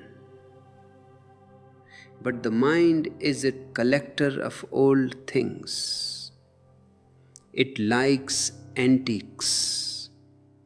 It likes scriptures, traditions, rituals. It feels safe with the old because the old is known. The new is scary. The new is the unknown. And Jesus is the door to the unknown. He is an invitation to leave the shore and go into the deep sea. The shore is safe, but the ship is not built to stay at the shore. The ship is built for the high seas. You were not born to be a respectable citizen, living a safe, boring life. You were born to be a god. You were born to experience the infinite. But you are afraid of the storms. You are afraid of the waves. I tell you, the waves are your friends. The storms are there to test your strength. To be unstoppable is to love the storm. It is to know that even if the ship sinks, the word remains. You are not the ship. You are the one who is sailing. You are the consciousness that witnesses the voyage. Think about the disciples again. They were ordinary men, fishermen, tax collectors. They weren't scholars. They weren't holy men. But they had one quality. They were ready to leave their nets. When Jesus said, "Follow me," they didn't ask for a contract. They didn't ask, "What will be my salary? What will be my pension?" They just left. That leaving is the first step to becoming unstoppable. You must be ready to leave your nets, your attachments, your securities, your comfort zones. If you are not ready to leave the known, you can never reach the unknown. And the kingdom of heaven is the ultimate unknown. It is not something you can imagine. Your imagination is limited by your experience. You can only imagine a better version of what you already know. But the kingdom is not better, it is different. It is a different dimension entirely. In the dimension of the world, you are a doing machine. In the dimension of the kingdom, You are a being presence. In the world, you are a mustard seed in a jar. In the kingdom, you are a mustard seed in the earth. One is safe but dead. The other is dangerous but alive. Which one do you choose? Most people choose the jar. They want safety first, and they get it. They are very safe, very respectable, and very miserable. Their lives are like a flat line on a heart monitor. No ups, no downs, just a slow crawl toward the grave. This is the ultimate stoppability. Death has already happened to them. They are just waiting for the official announcement. But the man who chooses the earth, the man who chooses to disappear, he is the one who truly lives. He experiences the thrill of growth. He experiences the pain of breaking. He experiences the joy of reaching for the sun. He becomes a shelter for the birds of heaven. This shelter is not something he does, it is something he is. When you are full of light, people will naturally come to you to find their own light. When you are at peace, people will come to you to find their own peace. You don't need to preach. You don't need to convert anyone. Your presence is enough. Your presence is the greatest sermon. Jesus didn't write any books. He didn't build any cathedrals. He just was. And because he was so totally, he still is.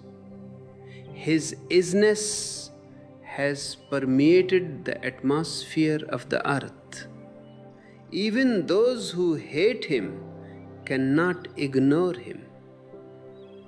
That is what it means to be unstoppable. But don't make the mistake of thinking that Jesus was special.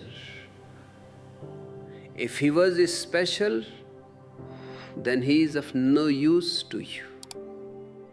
If he was a unique, quote-unquote, Son of God in a way that you can never be, then he is just a museum piece. He is a historical accident. But I tell you, he was not special. He was just natural. He was what a human being is meant to be. You are unnatural. You are distorted. You are suppressed. You are a seed that has been kept in a refrigerator. Jesus is the fire that melts the ice of your conditioning. He is the sun that calls the seed out of the ground. And once you hear that call, nothing can stop you. You will breathe through the concrete of your social programming. You will breathe through the rocks of your own fear. You will grow. And this growth is not a movement toward a heaven in the future. It is a blooming in the present. The tree doesn't wait for the future to be a tree. It is a tree every moment. Even when it is just a small sprout, it is a perfect sprout. When it is a sapling, it is a perfect sapling. This is the secret. Perfection is not a goal. It is a quality of your being in the now.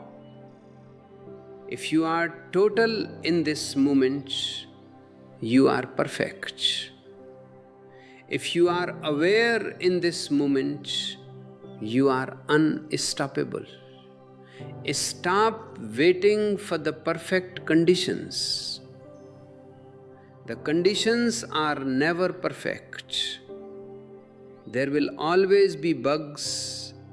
There will always be droughts. There will always be people who want to cut you down. But if the word is in you, you will keep growing anyway. You will find a way. The mustard seed doesn't complain about the soil. It doesn't say this earth is too harsh. It just does its best. And its best is to die into the earth. This is the ultimate forbidden secret. The way to be the greatest is to be the least. The way to be the strongest is to be the weakest. The way to be the most unstoppable is to be the most surrendered. It is like the water in a river. Water is the softest thing in the world. You can move it with your hands. You can dive into it. It has no shape of its own. It always takes the lowest place, yet it is the water that grinds down the hardest rocks. It is the water that carves out the Grand Canyon. Why? Because it never stops. It never rages. It just flows. Be like water. Flow around the obstacles. If you hit a wall, wait. Fill up the space until you can go over the top. Or find a crack and go through it. But never stop flowing. The moment you stop, you become a stagnant pool. The moment you stop, the word ceases to vibrate in you. This flow is what Jesus meant by life. I am come that they might have life, and that they might have it more abundantly. He wasn't talking about biological life, he was talking about this spiritual flow. Abundant life is not about having more things, it is about having more presence. It is about being so full of energy that you overflow. When you overflow, you become a blessing. You don't do good, you are good. Your very existence is a gift to the world. This is the state of the tree in the parable. It provides shade to the weary traveler. It provides a home to the birds. It doesn't ask for credentials. It doesn't ask, are you a good bird? Are you a Christian bird? It just gives. This unconditional giving is the mark of the unstoppable soul. The world can take everything from you, your money, your health, your life, but it cannot take your givingness. Even on the cross, Jesus was giving. He was giving forgiveness. He was giving love. Father, forgive them, for they know not what they do. Who can stop a man like that? You can kill him, but you only make him eternal. You can bury him, but he rises again in every heart that loves the truth. This is the resurrection. It is not a physical miracle that happened once. It is a spiritual reality that happens every time a human being realizes their own divinity. So, my friends, don't look at the cross as a symbol of death.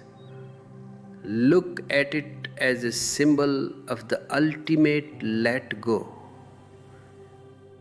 It is the moment where the ego is totally crucified so that the world can be totally liberated. And you don't need a wooden cross. Your life is the cross. Every moment you choose love over fear. Every moment you choose awareness over habit. You are crucifying the ego. You are letting the mustard seed die so that the tree can be born. And the tree is beautiful. It is full of life, full of color, full of music. It is a shelter for all the birds of heaven. This means it is a home for all the heavenly qualities: peace, joy, compassion, wisdom. These birds will come and nest in your branches. They will sing through you. But first you must fall. You must be willing to be nothing. You must be willing to be a small, insignificant seed in the vast earth. Are you ready for that? Are you ready to drop your importance? Are you ready to drop your specialness? If you are, then you are already unstoppable. The journey has already reached its destination, because the destination is the journey itself.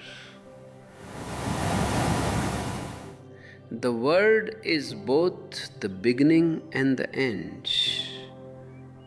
It is the Alpha and the Omega. Stay in this silence. Let the vibration of these words sink deep into your tilled earth. Don't try to think about them. Thinking is of the old bottle. Just feel them. Let them be like a gentle rain. If you are open, something will sprout, something new, something fresh, something that no one can ever stop. The light is shining in the darkness. Can you see it? The word is becoming flesh in you. Can you feel it? This is the miracle. This is the forbidden secret. This is the message of Jesus. And as we continue to dive into these mysteries, remember, you are not a student and I am not a teacher. We are just two travelers sharing the light. We are two mustard seeds in the same field, helping each other to break open. And this light is not something that you can hold in your hands.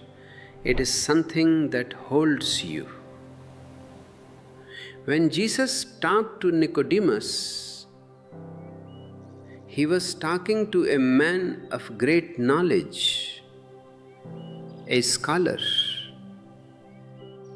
a man of high status.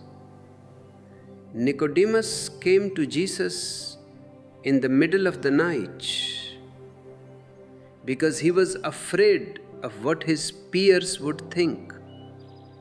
He was a stoppable man, stopped by his own reputation, stopped by his own fear of society. And Jesus told him, except a man be born again, he cannot see the kingdom of God. This is the core of the hidden secret. You cannot enter the kingdom as you are. The you that has been manufactured by the world must disappear. To be born again means to return to the source, to the moment before your name was given to you, before your religion was forced upon you, before your mind was filled with the garbage of others. It means to become a new bottle entirely. You see, the mind is a collector of old things, but the spirit is a creator of new things. If you are living out of your memory, you are living a recycled life. You are not original. And how can someone who is not original be unstoppable? You are just a copy of a copy of a copy. To be unstoppable is to be an original, a unique expression of the divine. When you are original, you are unpredictable. The world cannot categorize you. They cannot put you in a box. And because they cannot box you, they cannot stop you. Jesus was unpredictable. One moment he is washing the feet of his disciples, and the next moment he is overturning the tables of the money changers in the temple. This is not the behavior of a consistent man. Consistency is for the dead. Consistency is a quality of the machine. But a man of the world is a man of the moment. He responds to the now, not to his past promises. Think about the straight gate again. It is narrow because it only allows for the present. You cannot carry the past through that gate. The past is too bulky. It is like trying to enter a small door while carrying a huge trunk of old clothes on your back. You will get stuck. And that is exactly where most of you are, stuck at the door. You are trying to take your Christianity, your knowledge, and your virtues with you into the kingdom. But the kingdom requires total nakedness. You must leave everything behind. This is what it means to be poor in spirit. It is a psychological poverty, a state of being where you have no stuff inside, no opinions, no judgments, no conclusions. You are just a wide open window. When you are that open, the world blows through you like a fresh breeze, and that breeze is unstoppable. It moves where it listeth, as Jesus said. No one knows where it comes from or where it goes. It is a mystery. You are afraid of mystery. You want everything to be explained, to be logical, to be scientific. But logic is a small thing. It is a tool for the marketplace, not for the soul. The hidden secret of Jesus is supralogical.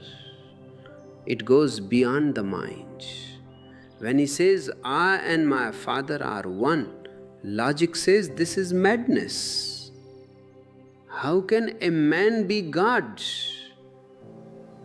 But the heart says, yes, this is the only truth. The heart recognizes the resonance. It recognizes the word. The word is not a concept, it is a realization. When John says the word was made flesh, he is talking about the ultimate transformation. It is the process of the invisible becoming visible, the eternal becoming temporal.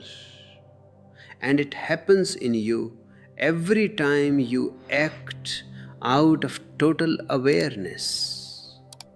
When you are aware, your actions are not yours. They are the word moving through your body. Then your work becomes a prayer. Your walk becomes a pilgrimage. Your silence becomes a sermon. But look at your lives. Are they sermons? Are they prayers? No, they are mostly just noise. You are constantly talking to yourself, even when you are not speaking aloud. This internal chatter is the old cloth that is tearing. It is the old wine that has turned into vinegar. You are trying to find happiness in the vinegar, but it is only making you bitter. You need the new wine of Jesus, the wine of ecstasy, the wine of celebration. Why did Jesus say his disciples don't fast while he is with them? Because celebration and fasting are two different dimensions. Fasting is a preparation, but the feast is the fulfillment. If you are always preparing and never feasting, your life is a failure. Most religious people are professional preparers. They are always getting ready for heaven, but they are missing the heaven that is right here. The bridegroom is here, in this very moment. The divine is knocking on your door right now, but you are too busy fasting, too busy being holy, too busy following the rules to open the door. To be unstoppable is to open the door. It is to say yes to life in all its forms. Jesus was a yes man to God. He didn't deny anything. He didn't say the body is bad or the world is an illusion. He said, the kingdom is spread upon the earth. He saw the divine in the lilies of the field. He saw the divine in the birds of the air. He saw the divine in the least of these. When you can see the divine in the ordinary, the ordinary becomes extraordinary. The mundane becomes sacred. And once everything is sacred, where is the obstacle? An obstacle is only something you don't like. An obstacle is something that goes against your ego. But if you have no ego, everything is a way. Every stone is a stepping stone. Every storm is a wind in your sails. This is the forbidden secret that makes a man unstoppable. The total acceptance of whatever is. This acceptance is not a passive thing. It is not resignation. Resignation is full of hidden anger. Okay, I'll accept this, but I don't like it. That is not acceptance. True acceptance is a joyous yes. It is the mustard seed saying yes to the earth that is crushing it. It is the word saying yes to the flesh that limits it. In that yes, the miracle happens. The crush becomes a birth. The limit becomes an expression. You have been told to control yourself, to control your anger, to control your sex, to control your thoughts. But control is just another way of being stoppable. When you control something, you are divided. One part of you is the master and the other part is the slave. This internal war consumes all your energy. You have no power left to live. Jesus didn't teach control, he taught witnessing. If you witness your anger, it evaporates. If you witness your desires, they lose their grip on you. Witnessing is the light that shines in the darkness. Darkness cannot be controlled. You cannot push darkness out of a room with a broom. You can only bring in a light. Awareness is that light. When you bring awareness to your life, the darkness of your habits and your compulsions simply disappears. And a man who is not a slave to his habits is truly unstoppable. Think about the witness mentioned in the Gospel of John. John the Baptist came to bear witness of the light. A witness is someone who has seen, not someone who has read about it, not someone who believes in it, but someone who has seen it. To be a witness, you must have your own eyes. You cannot see through the eyes of Jesus. You cannot see through the eyes of the Bible. You must see for yourself. This is why I am here. I am not here to give you a new belief.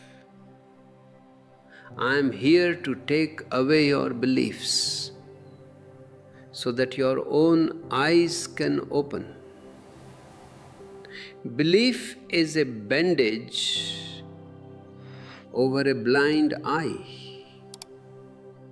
You think you can see because you have the bandage of faith. But faith is often just a cover-up for fear.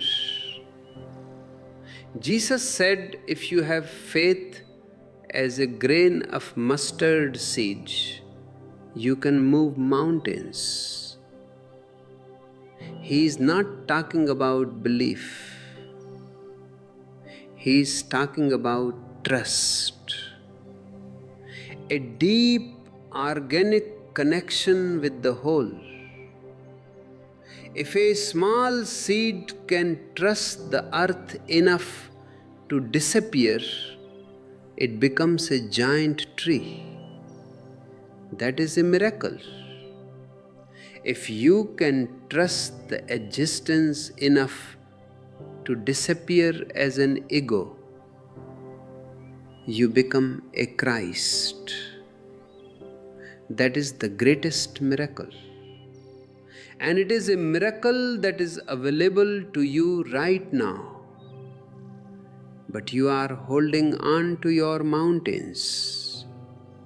You are holding on to your problems because they give you an identity.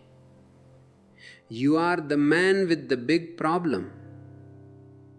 Without your problems, who would you be? You are afraid of the emptiness, but the emptiness is the kingdom. The emptiness is the Word. In the beginning was the Word, and the Word was with God, and the Word was God. And that Word is silence, not the silence of a graveyard, but the silence of a womb, pregnant with infinite possibilities. When you are empty, you are that womb. You are ready to give birth to the divine. This is the new wine. It is the wine of being. And you cannot put it into the old bottle of your social self. You must become new. You must be born again.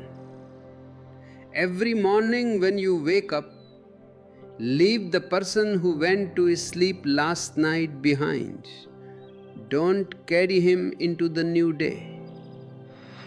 Be a passerby to your own past. Be a stranger to your own memories. This freshness is what gives you the power to be unstoppable. The world is afraid of fresh people. The world likes stale people because they are predictable. A stale person will go to the office at 9, come home at 5, watch the news and go to bed. He is a good cog in the machine. But a fresh person, he might decide to dance in the street. He might decide to speak the truth even if it costs him his job. He might decide to love someone he is not supposed to love. A fresh person is a rebel. Jesus was the ultimate rebel. He broke the Sabbath. He ate with the outcasts. He called the religious leaders whited sepulchres, beautiful on the outside, but full of dead men's bones on the inside. He was not being polite. Truth is never polite. Truth is a sword that cuts through the lies. And if you want to be unstoppable, you must be a lover of truth more than a lover of comfort. Are you ready to be uncomfortable? Are you ready to let the old garment be torn to shreds?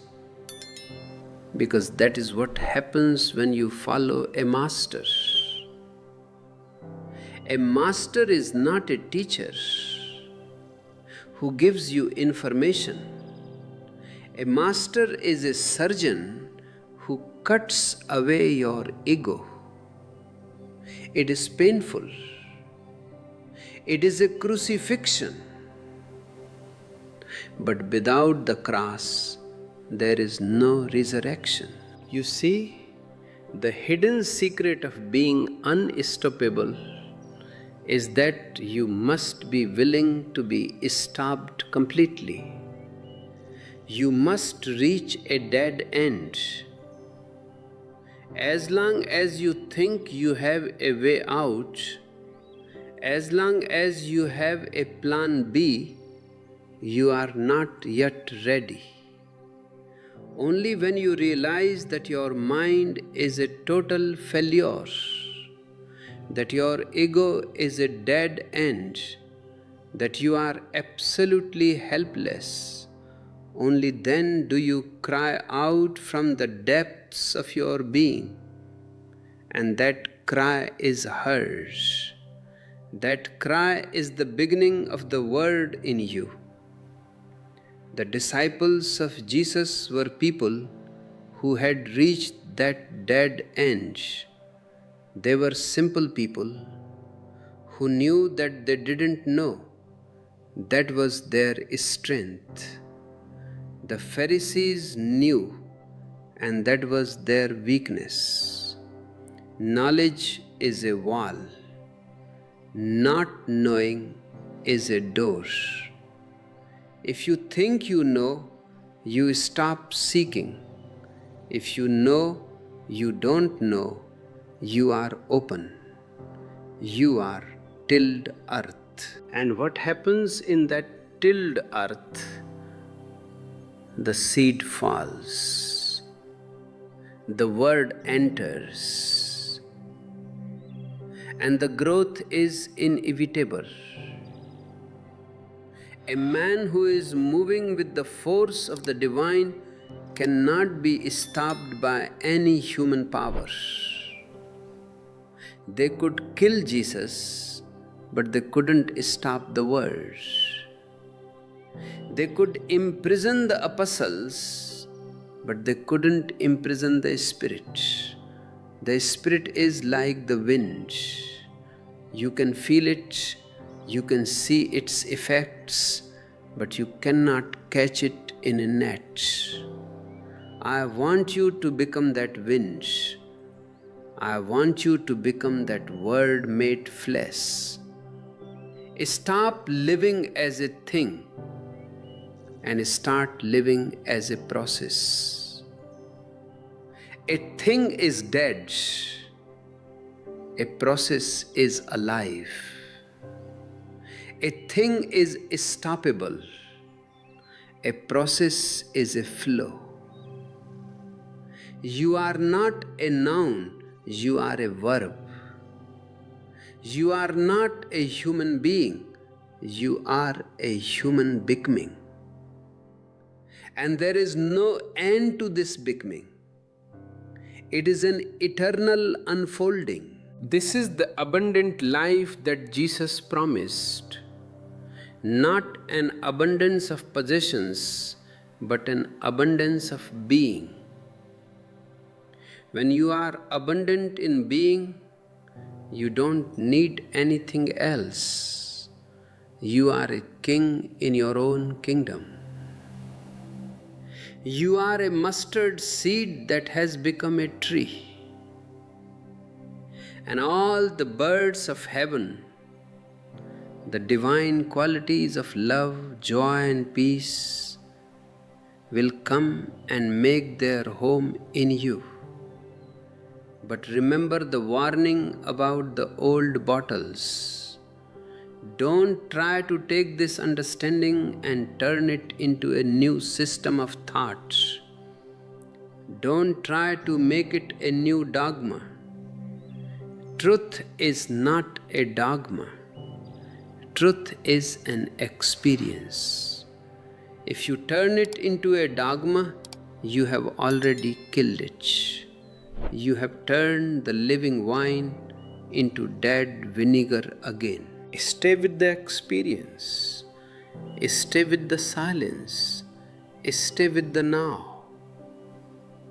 This is the only way to keep the wine fresh. Every moment the wine must be new. Every moment the word must be spoken for the first time. If you repeat a prayer, it is dead. If you repeat a mantra, it is a mechanical sound. But if you speak from your heart, in this very moment, even a simple hello is the word made flesh. Most people are living in a second-hand reality. They see what others have seen. They think what others have thought. They feel what others have felt. To be unstoppable, you must move into a first-hand reality. You must have a direct encounter with existence. This is what Jesus meant by follow me. He didn't mean imitate me. Imitation is the death of the soul. He meant walk the path that I have walked, the path of total surrender, the path of total love. If you imitate Jesus, you will be a Christian, but you will not be a Christ. A Christ is an original. A Christian is a carbon copy. The world has enough copies. It needs more originals. It needs more mustard seeds that are willing to break their cells and become unique trees. No two mustard trees are the same. Each one has its own shape, its own branches, its own way of dancing in the wind. You are a unique expression of the divine. There has never been anyone like you, and there will never be anyone like you again. This is your glory. This is your power. But you are trying to be like someone else. You are trying to be respectable according to the world's standards. You are trying to fit in. And every time you try to fit in, you stop yourself. You crush your own potential. Stop trying to fit in. Start trying to be. If being yourself means you are an outcast, then be a joyous outcast. If being yourself means you are misunderstood, then be a silent mystery. It is better to be a nobody who is alive than a somebody who is a corpse. The hidden secret to being unstoppable is simply this: be what you are, not what you should be, not what you could be, but what you are in this very heartbeat. In that authenticity, there is a power that no army can defeat.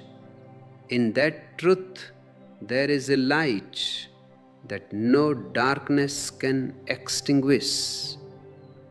This is the light that John talked about. And the light shineth in darkness, and the darkness comprehended it not. Darkness can only comprehend darkness. The ego can only comprehend the ego. The world can only comprehend the world. But the world The word is from another dimension. It is the forbidden secret that has been smuggled into this world by the masters. And once you have the secret, you are no longer a citizen of this world. You are a citizen of the kingdom. You are in the world but not of it. You use the old garment of your body and your social roles, but you are not attached to them. You know they are just costumes for a play, and when the play is over, you will take off the costume and return to the silence of the world. This realization makes you fearless, and fearlessness is the ultimate unstoppability. If you are not afraid of losing anything, not even your life, then who can stop you? You are like a lion among sheep. The sheep are always looking for a leader, always looking for security, always stoppable by fear. But the lion moves alone. The lion is its own law. Jesus was the Lion of Judah. He was not a lamb in the sense of being weak. He was a lamb in the sense of being innocent. But he had the roar of a lion. He challenged the entire Roman Empire and the entire Jewish establishment with nothing but the word. And 2000 years later, the empire is gone, the establishment is forgotten, but the word of Jesus still rings in the hearts of those who seek the truth. You have that same word within you. You have that same line within you. But you have been told you are a sheep. You have been told to follow the herd. I am here to tell you, leave the herd. Be the mustard seed that falls away from the pile and into the tilled earth. Be the one who is willing to disappear so that the divine can appear. The process is simple, but it is not easy. It requires courage. It requires the courage to love, as I have said before. Love is the only force that can break the old bottle. Love is the only heat that can melt the old garment. When you love, the I disappears. When you love, the other disappears. There is only the word, the vibration of connection, the resonance of oneness. In that state of love, you are unstoppable because you are the whole. If you are a part, you can be stopped. But if you are the whole, where is the obstacle? You are the mountain and the river. You are the wind and the trees. You are the bridegroom and the children of the bride chamber. Everything is you. This is the kingdom of heaven. It is not a place you go after you die. It is a state of consciousness you enter while you are alive. It is the forbidden secret of Jesus. It is the mustard seed that has become the tree. As we sit here together in this silence, can you feel the seed in you? Can you feel the pressure of the cell the longing to break open. Don't be afraid of that pressure. It is the divine pushing from within. It is the word wanting to become flesh in you. Let it happen. Don't resist. Don't try to do it. Just allow it. Be tilled earth. Be new wine. Be the word. The light is shining. The darkness is not comprehending it, but that doesn't matter. The light doesn't need the darkness to understand it. The light just needs to be.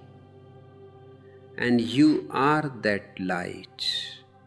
You are the light of the world. Stop hiding. Stop being stoppable. Step out into the sun. Let the world see the miracle of a human being who has found his soul. Let the world see a mustard seed that has become a shelter for all the birds of heaven. This is your destiny. This is your birthright. This is the only way to truly live. Everything else is just a slow way of dying. Choose life. Choose the word. Choose the forbidden secret. And as you walk out from this space of contemplation, carry this fire with you. Don't let the world blow it out. Protect it with your awareness. Feed it with your love. And soon you will find that you don't need to protect it anymore. The fire will protect you. The fire will become your very being. And then truly, nothing in this world or beyond it will ever be able to stop you. You are the world. You are the life. You are the light. Remember this, not as a thought, but as a breath. Not as a memory, but as a presence.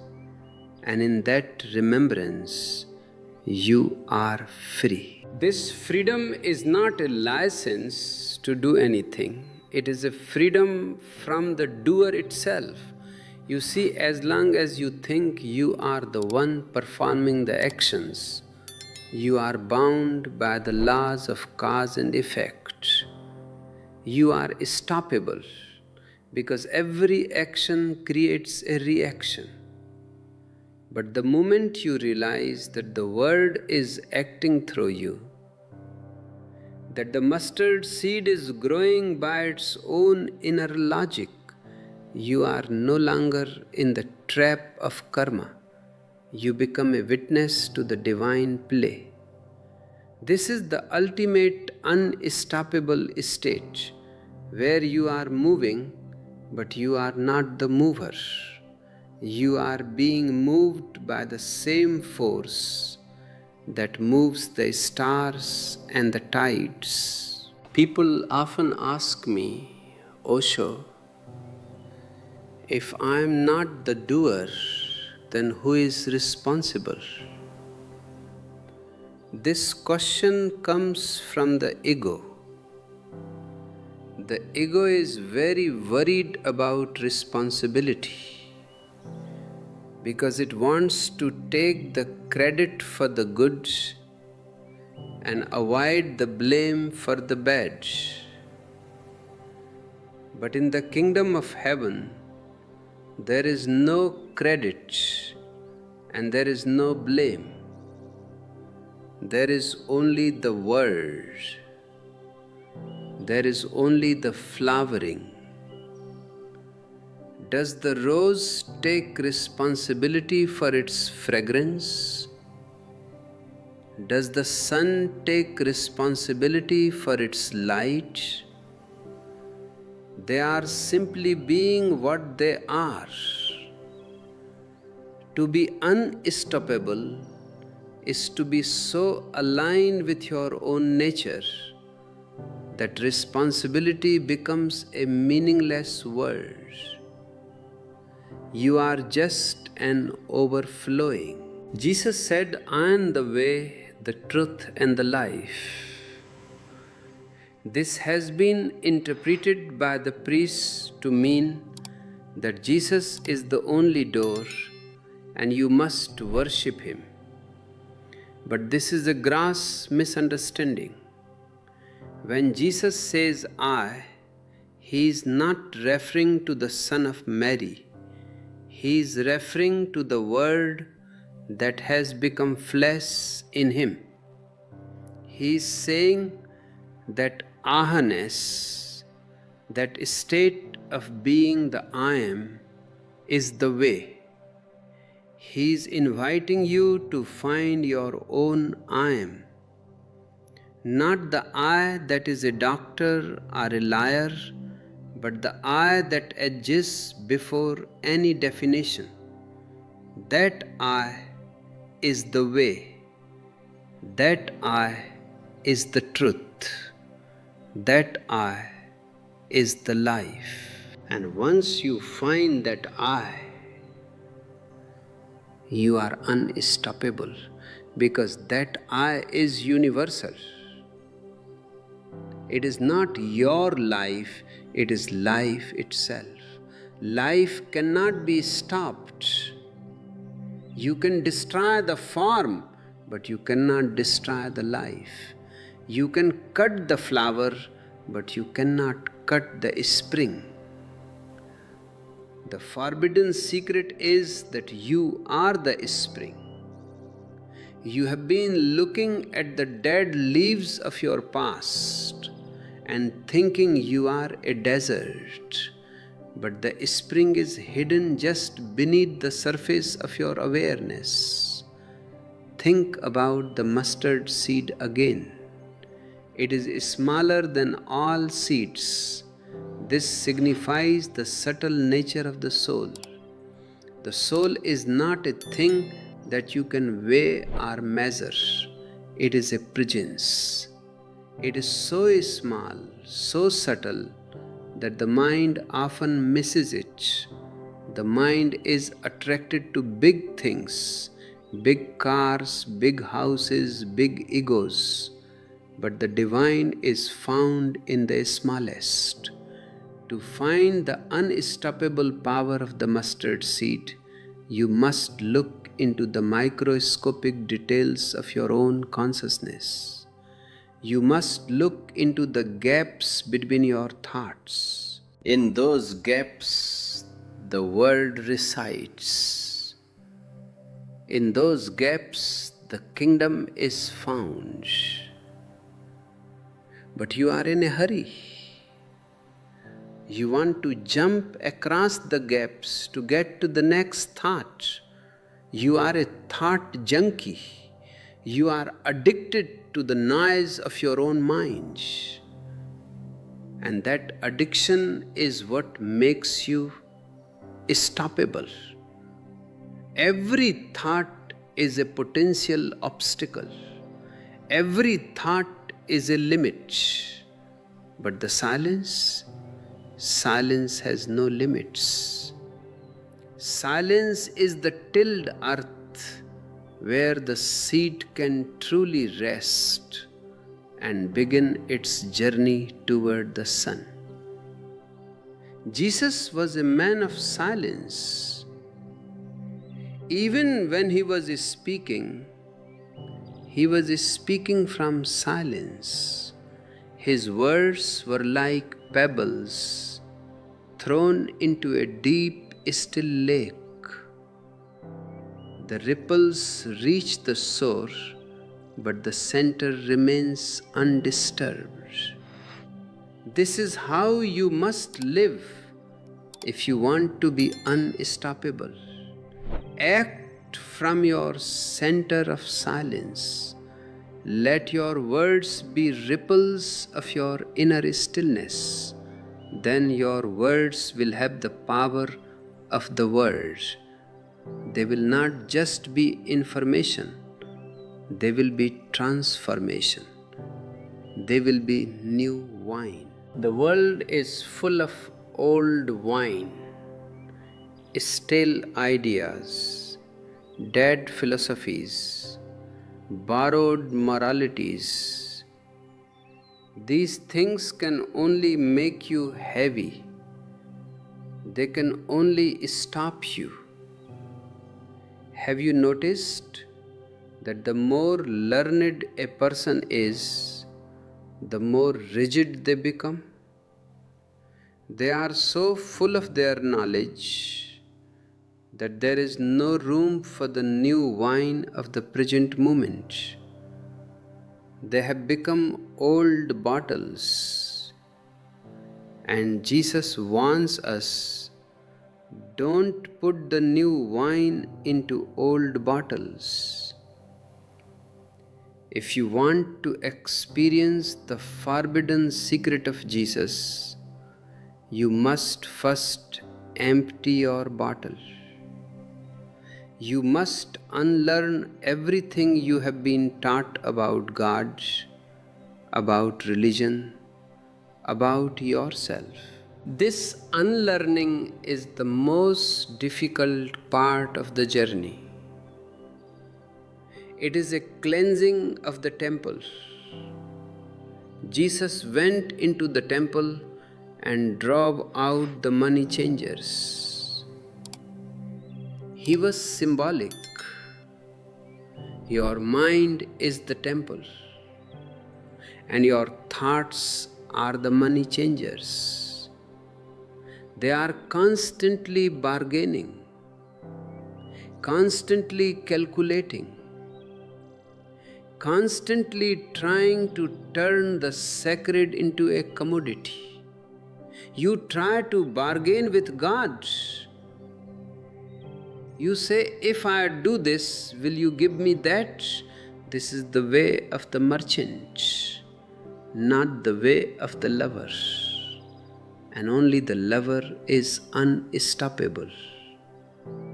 Love is the only thing in the universe that is not a transaction.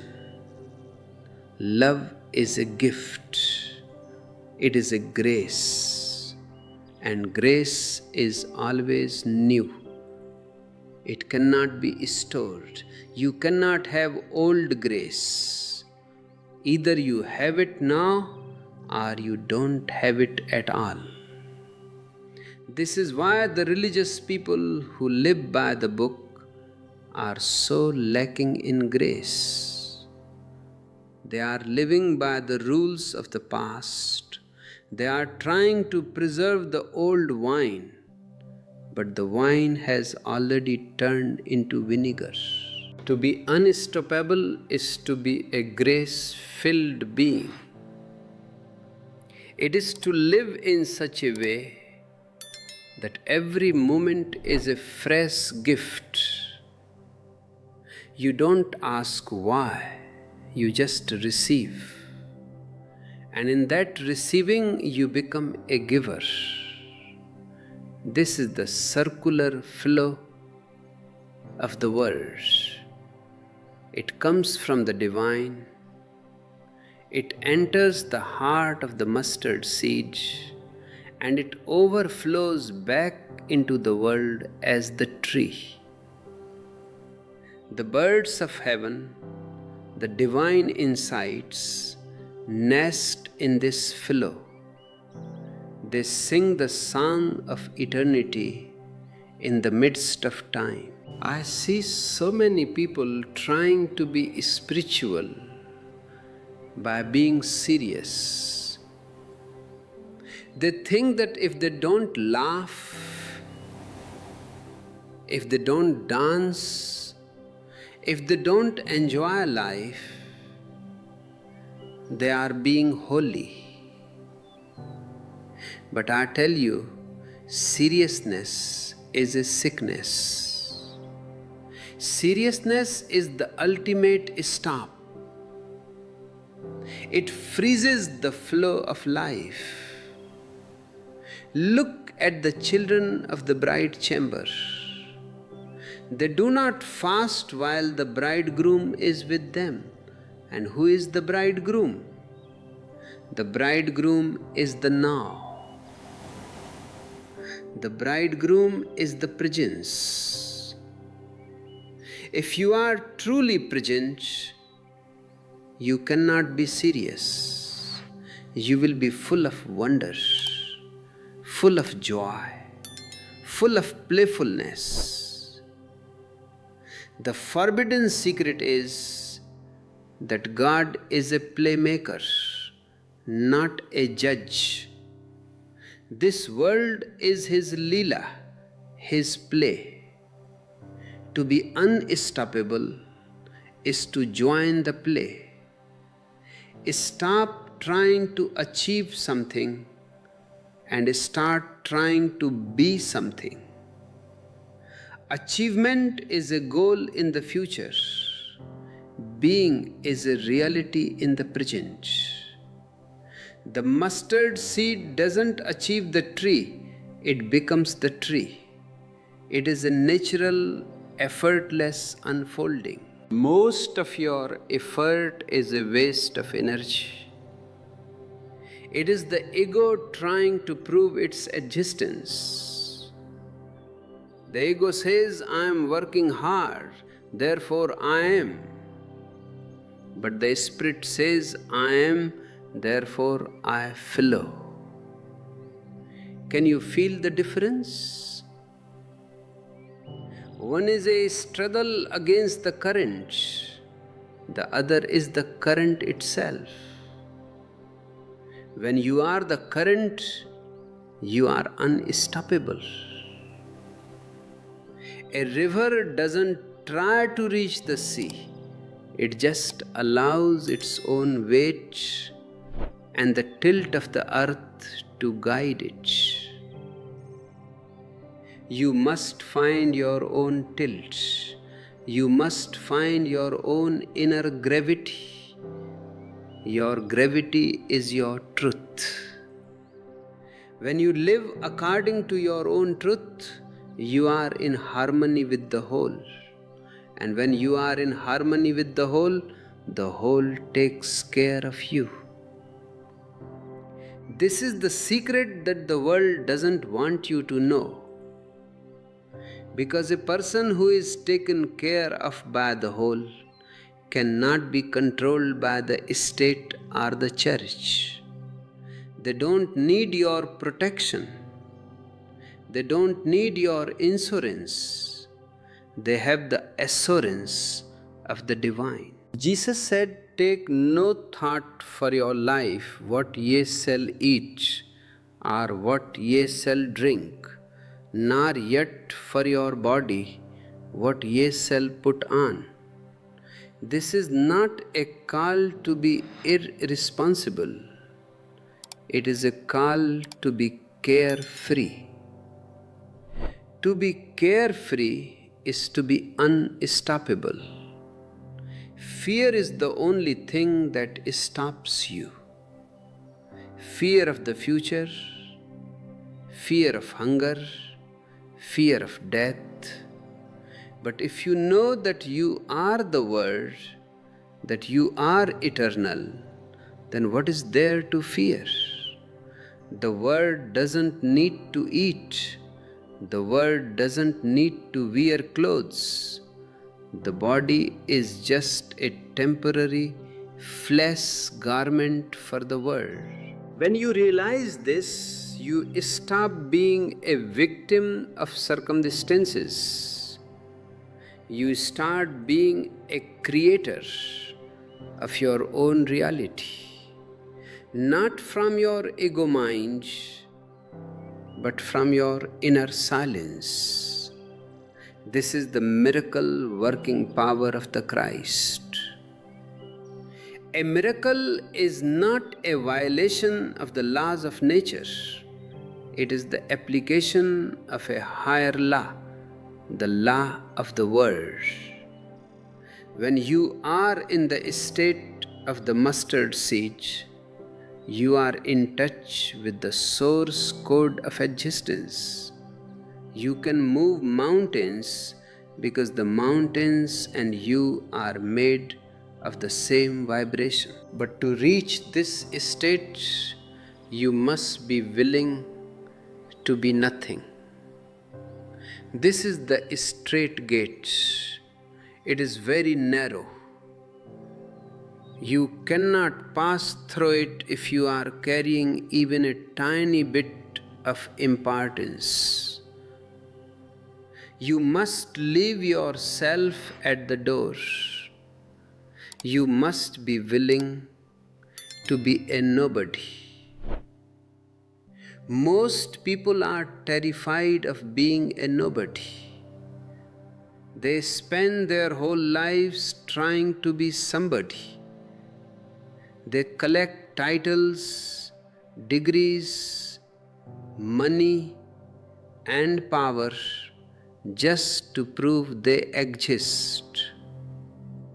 But the more you try to be somebody, the more stoppable you become. You have more to lose. You have more surface area for the world to attack. But a nobody is invisible to the world's weapons. You cannot hurt a nobody. You cannot stop a nobody. A nobody is like the wind. You can feel its power, but you cannot catch it. Jesus was a nobody in the eyes of the Roman governors and the Jewish high priests. He was just a carpenter's son from a nowhere town called Nazareth. But that nobody changed the course of history. That nobody was the most unstoppable force the world has ever seen. I want you to find that nobody in yourself. Drop the titles, drop the masks, drop the history. Just be this breathing, pulsing presence. This is the mustard seed. It is small, it is humble, it is nothing in the eyes of the world. But within it, the entire kingdom of heaven is hidden. And once it falls into the tilled earth of your awareness, it will grow into a tree that covers the whole earth. The tree is your expanded consciousness. It is your aura. When your aura is wide enough, it becomes a shelter for others. People will come to you and feel a sudden peace. They won't know why. They will feel a certain sedge from the heat of their own lives. This is the service of the Christ. It is not a service of doing good deeds. It is a service of being a presence. The forbidden secret is that your presence is the only thing that can save the world. Not your politics, not your technology, not your charities, only your presence, because presence is contagious. When you are awake, you help others to wake up. When you are unstoppable, you show others that they too can be unstoppable. You become a witness to the light. But look at how the light is treated in the world. The light shineth in darkness, and the darkness comprehended it not. The darkness is the sleep of the masses. The darkness is the old garment of tradition. The masses don't want to wake up, they are comfortable in their misery. They like their old bottles because they are familiar. When someone like Jesus comes and offers new wine, they get angry. They want to kill the messenger because they don't want to change the bottle. To be unstoppable is to be ready for this resistance. It is to know that the world will not understand you. It is to know that your own family might turn against you. A man's foes shall be they of his own household, said Jesus. Why? Because your growth is a threat to their stagnation. Your freedom is a mirror to their slavery. They want you to stay in the jar of the seed so that they don't feel bad about staying there themselves. But you must bread the jar. You must fall into the earth. You must be willing to be lost to the world so that you can be found by the divine. This losing is the cross. This finding is the resurrection.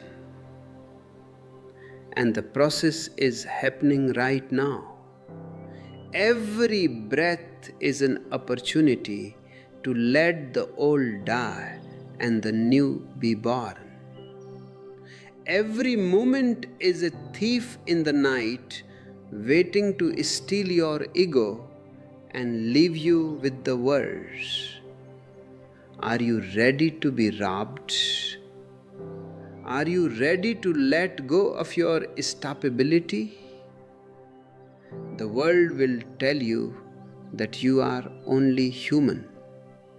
But Jesus says you are sons of God. The world will tell you that you are limited by your biology and your environment. But Jesus says you are the Word made flesh. Who are you going to believe?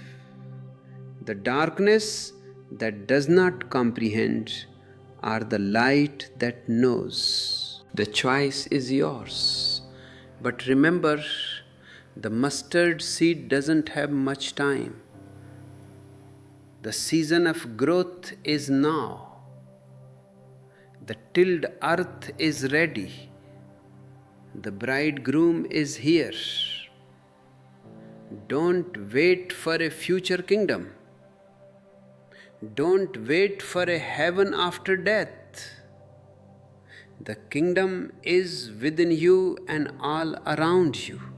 You only need to have the single eye to see it. And when you see it, you will laugh. You will laugh at all the times you thought you were stuck. You will laugh at all the times you felt stopped. You will see that you were just a giant in a dream, thinking he was tied down by threads. All you had to do was wake up and stretch, and the threads would snap. This waking up is what I call meditation. It is the process of snapping the threads of your conditioning. It is the process of realizing your own unstoppability. It is the process of becoming the Word. In the beginning was the Word, and in the end there is only the Word. Everything else is just a temporary shadow. Your body will go, your name will go, your world will go. But the Word remains. The mustard seed that has become the tree is eternal. It is the life that is the light of man. So don't be afraid to disappear. Don't be afraid to be nobody. Don't be afraid to let the old garment be torn, because what remains is the real you. What remains is the forbidden secret. What remains is the Christ. As we move deeper into this realization, let the silence of this space enter your heart. Let the Word vibrate in your very cells. You are not listening to a lecture. You are participating in a resurrection. You are being called out of the tomb of your ego. Lazarus, come forth, Jesus said. He is saying it to you. He is saying it to every human being who is buried under the weight of the world. Come out of the tomb. Come into the sunlight. Become the mustard seed that is no longer afraid to grow. This is the path. This is the secret. This is the way. And it is a way that leads to a joy that no one can take away from you. It leads to a peace that passes all understanding. It leads to an unstoppability that is the very nature of God. Be still and know that you are the Word. Know that you are the light. Know that you are the kingdom. And in that knowing, you are transformed. You are no longer the same person who started listening to these words. You have been tilled. The seed has fallen. The growth has begun.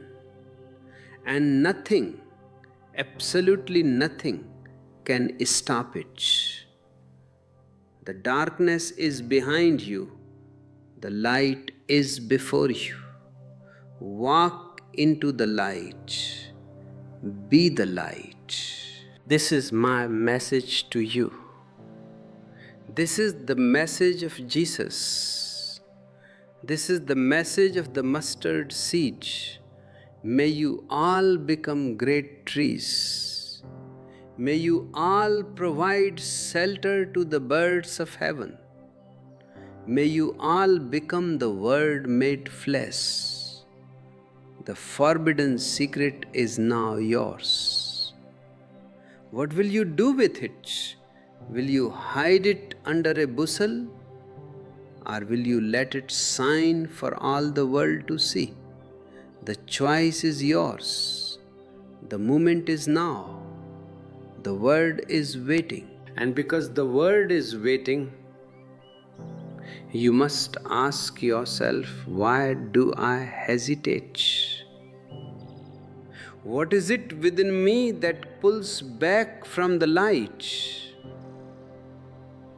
You are like a man standing at the edge of a great ocean, longing to swim, yet shivering because the water looks cold. You are afraid that if you jump in, you will be lost. And I tell you, yes, you will be lost. That is the whole point. But what you lose is only your limitation, and what you gain is the infinite. To be unstoppable, you must reach a point where you no longer care about saving yourself.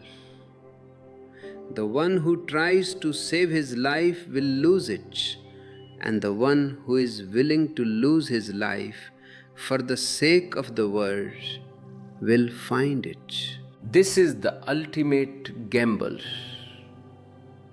A religious life is not for the cautious, it is for the gamblers, the drunkards of the divine. If you are cautious, you will always be stoppable. You will calculate the risks, you will look at the weather, you will wait for a better day. But the mustard seed doesn't wait. When the rain comes, it surrenders. It doesn't ask the rain for a guarantee. It doesn't ask the soil for a contract. It simply trusts the invitation of life. This trust, this Shraddha, is the only energy that can break the hard shell of the ego. You have been taught to be reasonable. But being reasonable is just a polite way of being stoppable. Reason is a cage. It allows you to move only within the known. It says, if A is B and B is C, then A is C. It is very logical, very neat, and very dead. But life is not a syllogism. Life is a wild explosion of energy. Jesus was not reasonable. Can you imagine a reasonable man saying, love your enemies? Reason would say, that is madness. Reason says, protect yourself from your enemies. Destroy them before they destroy you. But Jesus was speaking from the dimension of the world, where there are no enemies, only different forms of the same divine. When you live from the world, you are unstoppable, because you have no opposition. Opposition only exists in the mind. If you think someone is your enemy, you have already given them the power to stop you. You will be constantly reacting to them, thinking about them, defending yourself against them. They have become your master. But if you can look at the one who opposes you and see the same mustard seed struggling to grow in them, the opposition vanishes. You are no longer fighting, you are understanding. And understanding is a light that no sword can cut. Think about the world as the source of all creativity. When you are unstoppable, you are a creator. You are not just a consumer of life, you are a contributor. you bring something new into existence. It might be a poem, it might be a meal, it might be a simple gesture of kindness, but because it comes from your nowness, it has the fragrance of the eternal. This is the new wine that Jesus spoke of. It is the wine of creativity. The old wine is the wine of repetition. The old wine is doing what has always been done, thinking what has always been thought. To be a new bottle for the new wine, you must be ready for the thief in the night. The thief is the moment of insight that steals your old world away. Suddenly, you see that your money, your status, your worries are all just shadows. They have no substance. And in that moment, you are free. You are like a man who has been dreaming he is in prison, and suddenly he wakes up and finds he is in his own bed. He doesn't have to break out of the prison, he only has to wake up. Most of the spiritual techniques you see in the world are just ways to improve your prison cell. They tell you how to decorate the walls, how to be a better prisoner, how to make the chains more comfortable. But Jesus is not interested in your comfort. He is interested in your liberation. He wants you to see that the doors are not locked. They were never there. The only thing keeping you in is your own belief in the prison. Your stoppability is a self-imposed limitation. The mustard seed parable is a parable of growth, but it is also a parable of disappearing.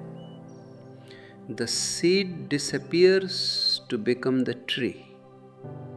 You must disappear to become the Christ.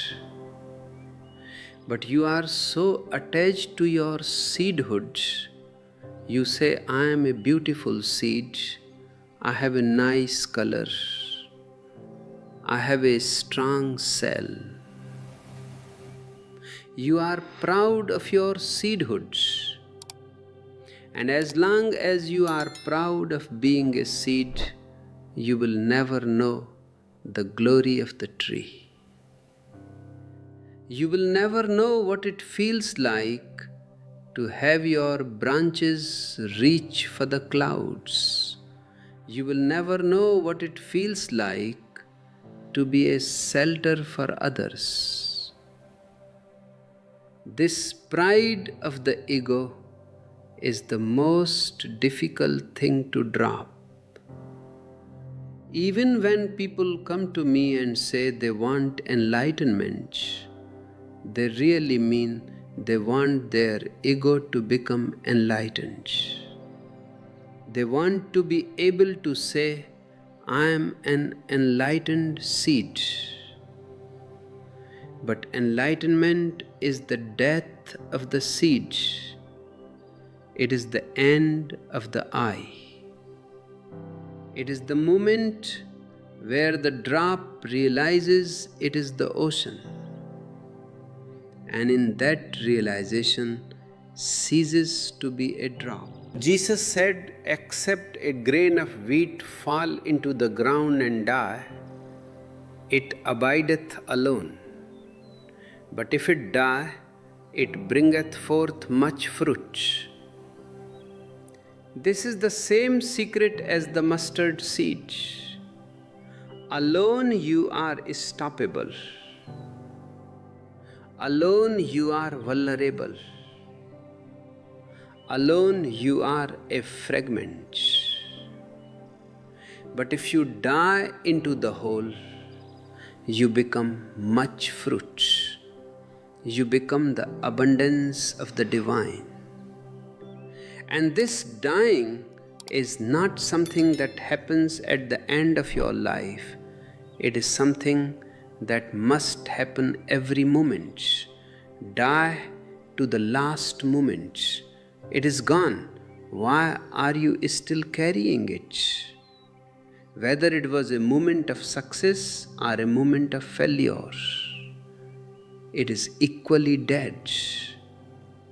If you carry your success, you become arrogant. If you carry your failure, you become depressed. Both are weights. Both make you stoppable. But if you die to the past every moment, you are always fresh, always new, always unstoppable. You are like a flame that is constantly being fed by the Word. People often misunderstand the Word made flesh. They think it only happened once in Bethlehem. But I tell you, it is a cosmic process. The Word is always becoming flesh. Every time a flower blooms, the Word is becoming flesh. Every time a child laughs, the Word is becoming flesh. Every time you act with total awareness, the Word is becoming flesh in you. You are the laboratory of the divine. You are the place where the invisible becomes visible. But to be a good laboratory, you must be clean. You must drive out the money changers. The money changers are the ulterior motives. Why do you do what you do? Is it for fame? Is it for money? Is it to be holy? If there is any why, you are not yet the Word. The Word has no why. The Word just is. It is like a bird singing in the forest. The bird doesn't sing to get an audience. It doesn't sing to win a competition. It sings because it is full of song. Its life is an overflow. When your life becomes an overflow, you are unstoppable. Who can stop an overflow?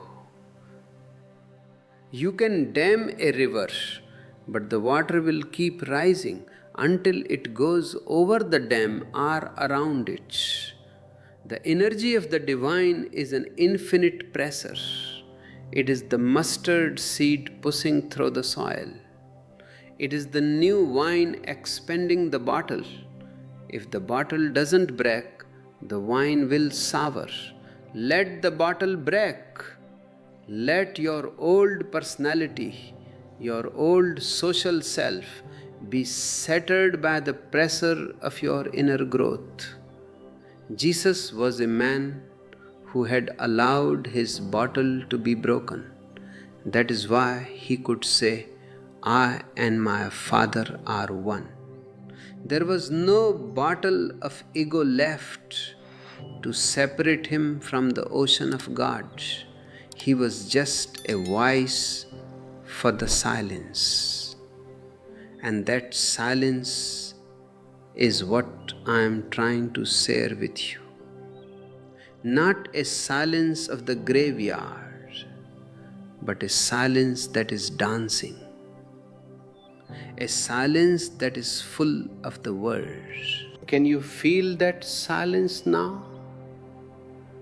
It is here, between my words. It is there behind your thoughts.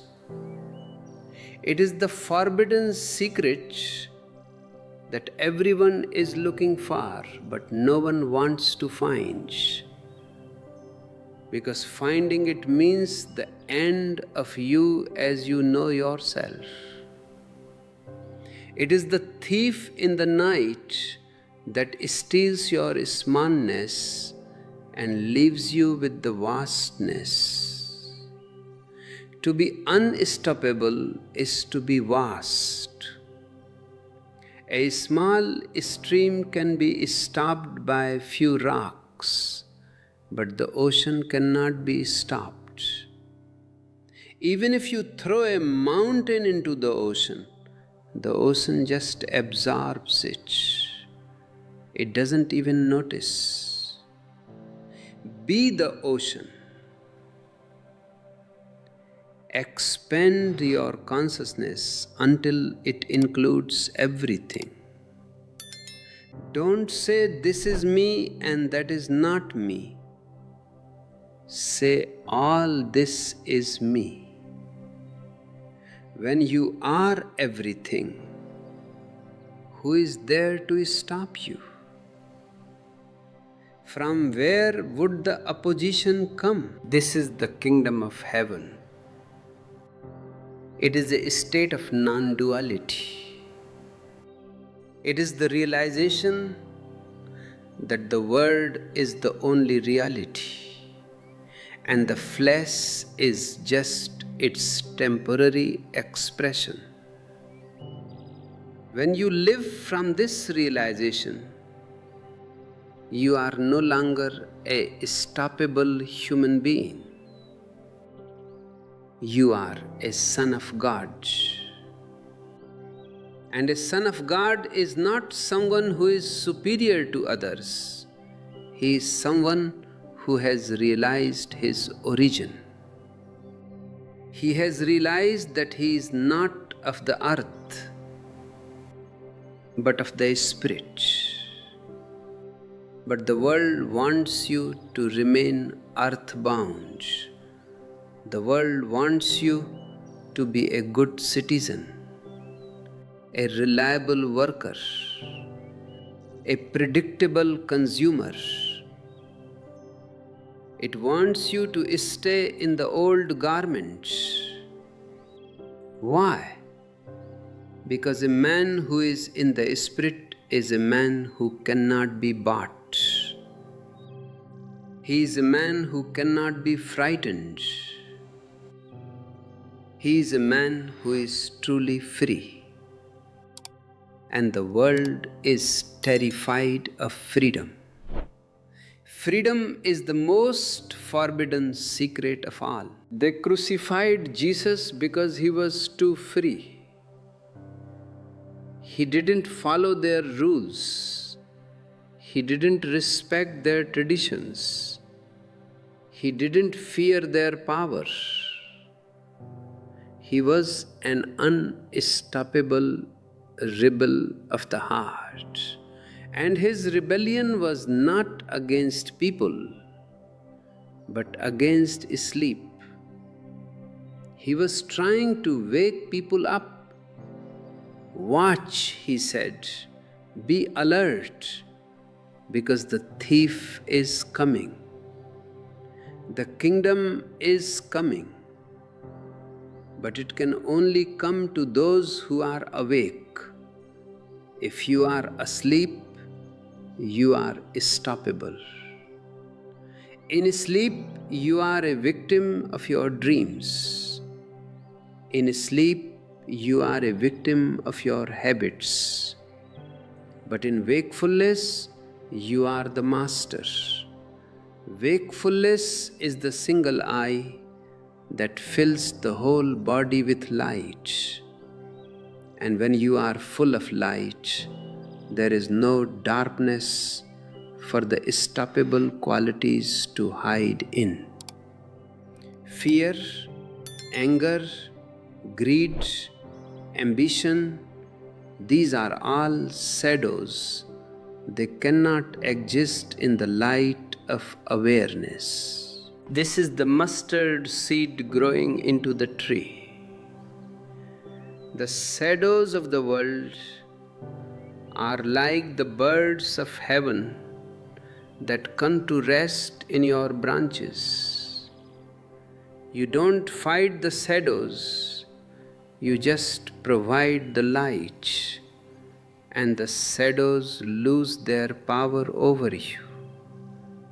They may still be there, but they are no longer you. You are the witness of the shadows, and the witness is always beyond the witnessed. This beyondness is the secret of being unstoppable. You are in the world, but you are not of it. You are walking on the earth, but your head is in the stars. You are the Word made flesh, but you know that you are the Word first and the flesh second. This priority is everything. If you think you are the flesh first, you will always be afraid of death, always afraid of loss, always stoppable. But if you know you are the Word, you are already beyond death. Think about the disciples of John the Baptist again. They were stuck in the law. They were stuck in the fast. They were stuck in the old garments. They couldn't understand the celebration of Jesus. They couldn't understand the new wine. They were too serious. And I tell you, seriousness is the ultimate old bottle. It is rigid, it is heavy, it is joyless. A serious person is a stoppable person because they are always defending their holiness. But a person of the Word is a person of joy. He is a person who can laugh at himself. He is a person who knows that life is a cosmic joke. The mustard seed becomes a tree. Isn't that hilarious? This tiny, insignificant speck becomes a giant shelter for the birds. The nobody from Nazareth becomes the light of the world. Isn't that a beautiful joke? When you see the humor in the divine play, you become unstoppable because you are no longer trying to be anyone. You are just enjoying the show. And as you enjoy the show, you find that the show is your own life. You are the actor, you are the audience, and you are the playwright. The Word is writing the script through your actions. The mustard seed is growing through your body. The kingdom is unfolding through your awareness. Everything is connected. Everything is one. This oneness is the forbidden secret.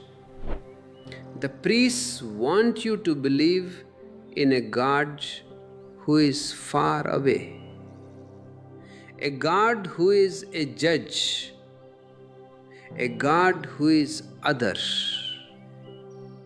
They want a gap between you and the divine, because they are the bridge keepers of that gap. They want to charge you a toll to cross. But Jesus said, the kingdom is within you. There is no gap. You are the bridge. You are the door. You are the way. When you realize this, you stop paying the toll. You stop being a customer of religion and start being a Christ. You stop being a follower and start being a witness. And as a witness, you are unstoppable. You don't need anyone's permission to be divine. You don't need a certificate from the temple to know that you are loved by the whole. You have the word in your heart, and that is enough. But you must be willing to be tilled. You must be willing to have your hard earth broken open. This means you must be willing to let your beliefs be challenged. You must be willing to let your ego be crushed. You must be willing to let the old garment be torn away. It is a radical process. It is a fire that Jesus came to bring. And I am here to fan that flame in you. Don't be afraid of the fire. The fire only burns the flesh garment, only burns the old bottle, only burns the masks. It cannot touch the word. It cannot touch the mustard seed. The fire is your friend. It is the fire of awareness that purifies you, that makes you a new vessel for the new wine. As we continue this journey, let the fire burn. Let the old fall away. Don't try to hold on to it. Don't try to patch the old garment with new cloth. Let the whole thing go. Be naked before the divine. Be empty. Be nothing. And in that nothingness, you will find everything. You will find the mustard seed that has become the tree. You will find the word that has become flesh. You will find the kingdom of heaven. This is the hidden secret. This is the message of Jesus. This is the promise of life. And it is happening right here, right now, in this very silence. Can you feel it? The vibration is deepening. The word is resonating in your heart. You are being called, not by me, but by your own potential. The mustard seed in you is hungry for the earth. The new wine in you is ready to ferment. Don't wait. Don't hesitate. Fall into the earth. Bread the bottle. Be the word. This is the only way to be unstoppable. This is the only way to be truly alive. Everything else is just a preparation for a death that has already happened. Choose life, choose the fire, choose the celebration. The bridegroom is here. The wedding is now, and you are invited, not as a guest, but as the beloved. Be still and know that you are the world, know that you are the light, know that you are the kingdom. And in that knowing, be free, be unstoppable, be the Christ. And what does it mean to be the Christ? It means to be the light of the world. Jesus said to his disciples, "Ye are the light of the world." A city that is set on a hill cannot be hid. This is the ultimate forbidden secret.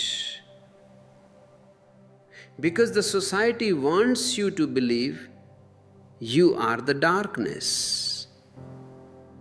They want you to believe you are a sinner, a wretched creature who needs to be saved by an external force. But Jesus is telling you that you are the light. You don't have to go anywhere to find it. You only have to uncover it. You are like a lamp that has been covered by many veils of ego, tradition, and fear.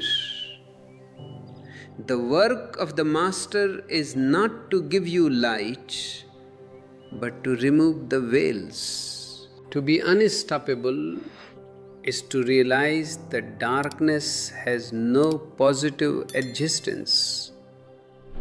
Darkness is simply the absence of light. You cannot fight darkness directly. If you try to fight it, you will be defeated. How can you fight something that doesn't exist? You can only bring in the light. In the same way, you cannot fight your fears, your greed, or your anger directly. Those are the darkness. If you fight them, you only make them more real in your mind. To be unstoppable, you must bring the light of awareness to these shadows. The moment the light of the world shines upon them, they simply cease to be. This is the radical simplicity of Jesus' message. He doesn't give you a long list of thou shalt nots. He gives you a single thou shalt be. Be aware. Be the light. If you are light, you cannot do anything wrong. A lamp does not stumble in the dark. A lamp does not lose its way. It is its own way. When you are centered in your own being, when the mustard seed has become the tree of consciousness, your every move is a divine movement. You don't need a map because you are the light that creates the path as you walk. But the world prefers followers. The world prefers people who are stoppable, because people who are stoppable are manageable. They can be pushed, they can be pulled, they can be bribed with the promise of heaven or threatened with the fear of hell. A man who knows he is the light cannot be bribed or threatened. What can you offer to the sun? What can you take away from the ocean? This independence is the core of the forbidden secret. It is the independence of the soul that has found its source in the world. Jesus says, "The light of the body is the eye. If therefore thine eye be single, thy whole body shall be full of light." This single eye is the secret of non-duality. Usually, your vision is divided. You see me and you, good and bad, sacred and profane. This division creates conflict, and conflict makes you stoppable. You are fighting against yourself. One part of you wants to go to God, the other part wants to cling to the world. One eye is on the spirit, the other is on the flesh. You are double-minded, and a double-minded man is unstable in all his ways. To have a single eye means to see the oneness of all things. It means to see that the world is the only reality, manifesting in a billion different forms. When your eye is single, you don't see an enemy. You see the divine wearing a mask of enmity. You don't see a friend. You see the divine wearing a mask of friendship. You don't see a tax collector or a prostitute. You see the mustard seed waiting to be tilled. This vision makes you unstoppable, because there is no one left to fight. The other has disappeared. There is only the whole, and you are part of it. This is the state of total responsibility. Most people think responsibility is a burden. But I tell you, responsibility is the greatest freedom.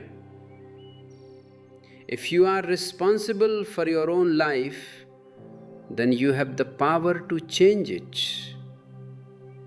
If you believe your misery is caused by the devil, or by your parents, or by the government, then you are a slave.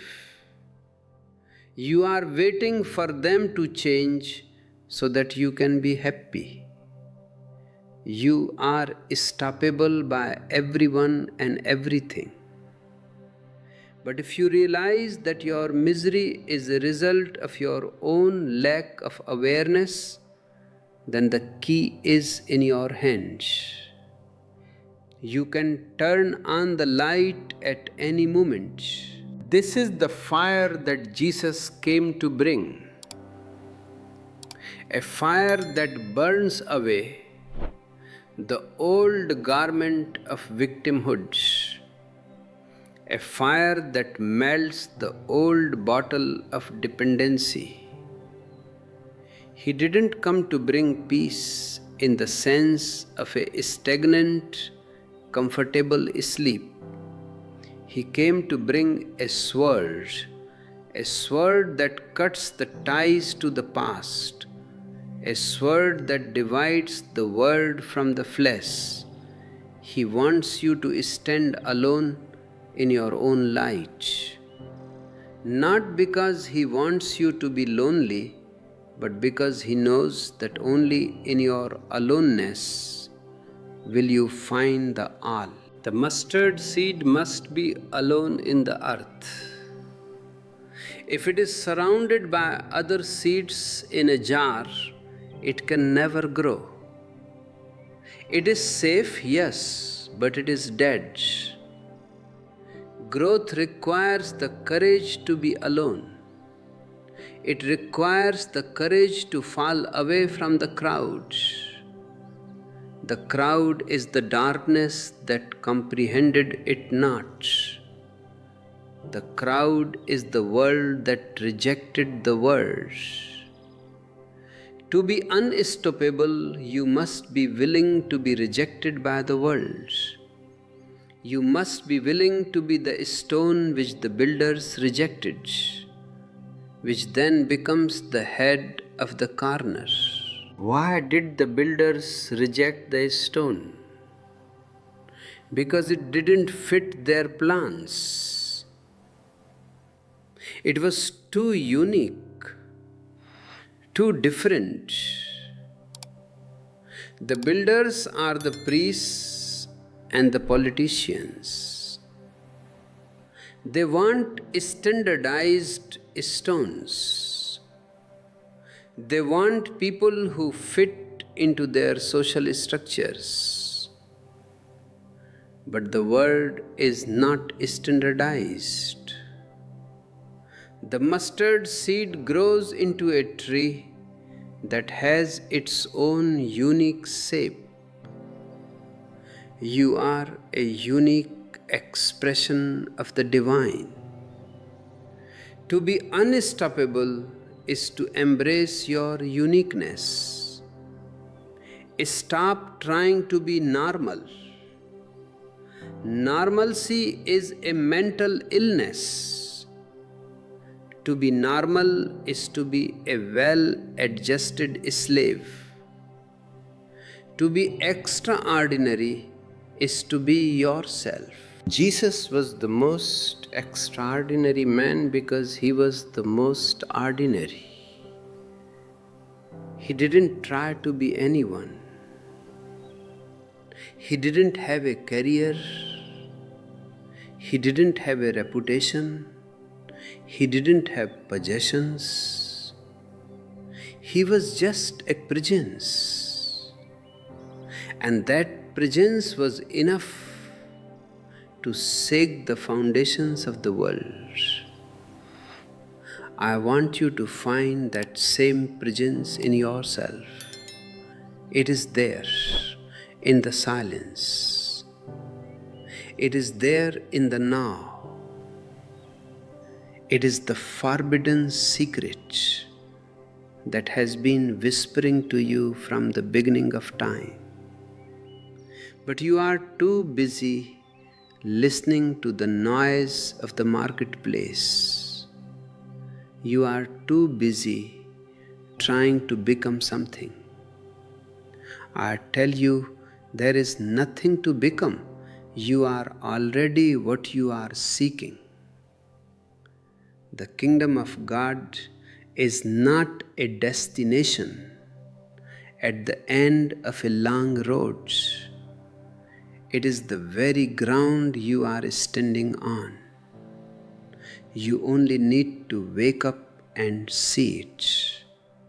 Awareness is the thief in the night that steals your ignorance and leaves you with the truth. And what is the truth? The truth is that you are the Word made flesh. You are the intersection of time and eternity. In your body, the eternal is having a temporal experience.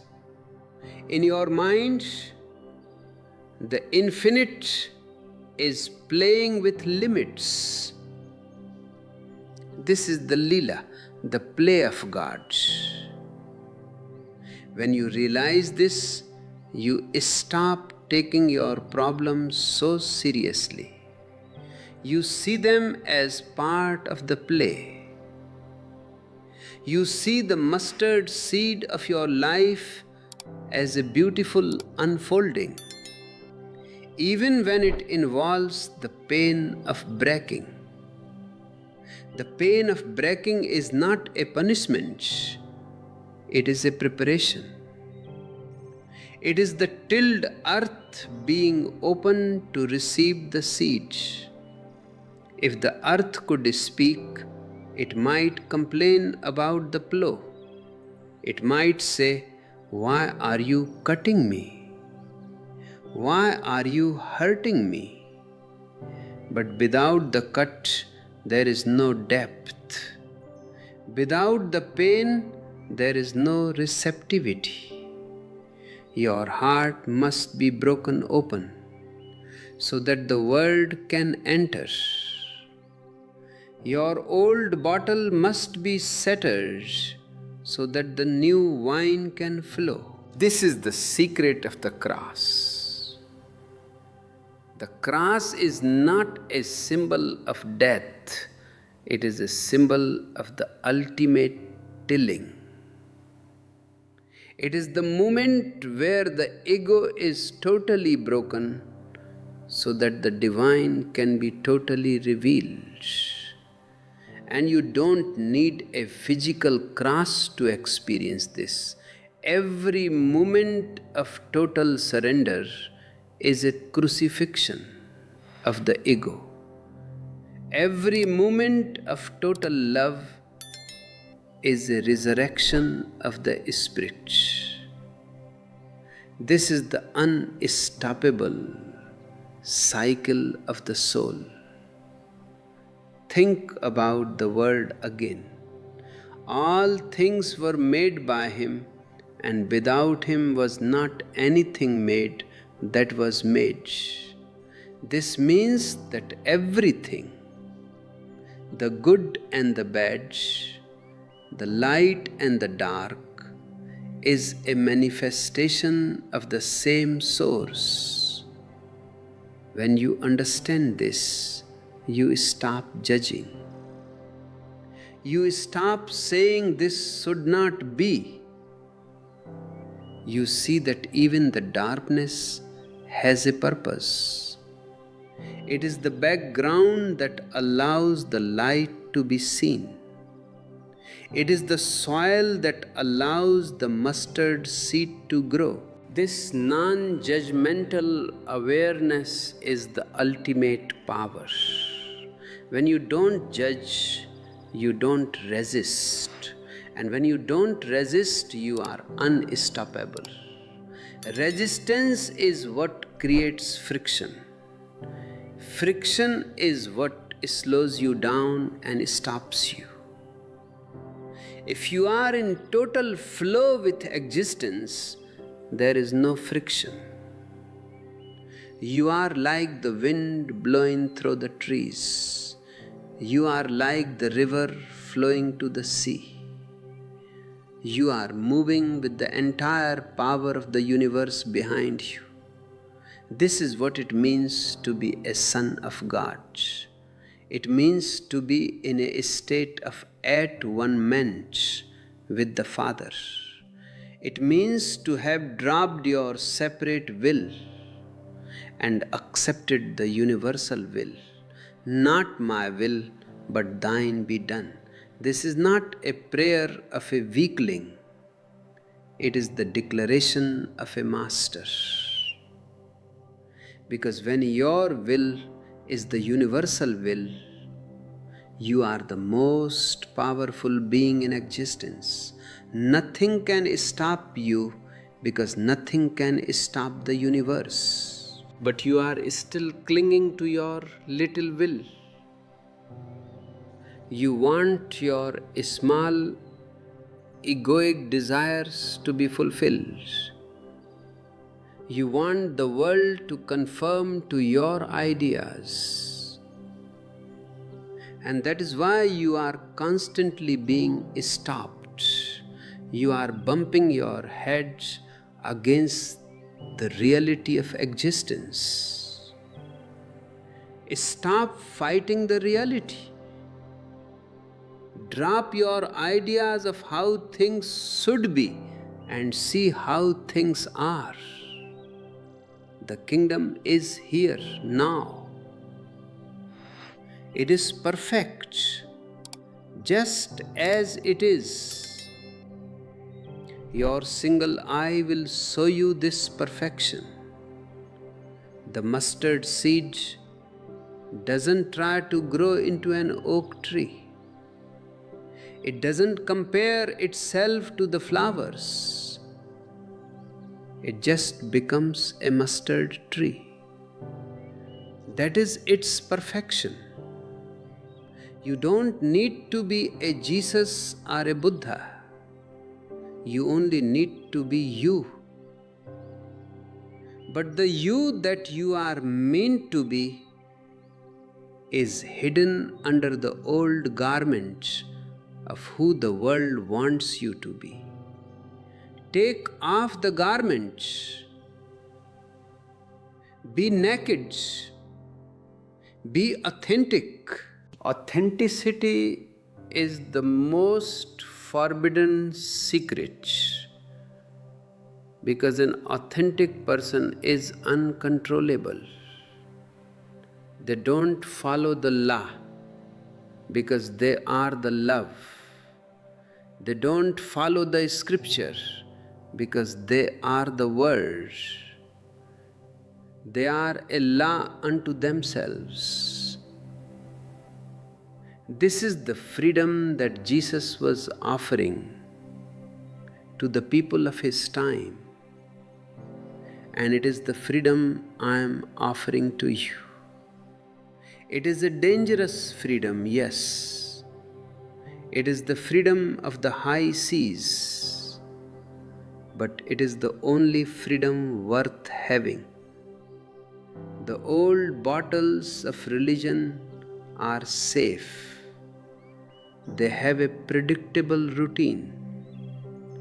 They give you a sense of belonging to a group, but they are empty of wine. They are just dry, dusty containers. I am here to give you the new wine, the intoxication of the divine, and for that you must be a new bottle. You must be fresh, you must be alert, you must be born again in every moment. Look at your life. Are you a new bottle or are you an old one? Are you living out of your memory or are you living out of your awareness? To be unstoppable is to be new every second. It is to die to the past and be born to the present. This is the secret of eternal youth. A man of the world never grows old. His body may age, but his spirit is always as fresh as a morning dewdrop.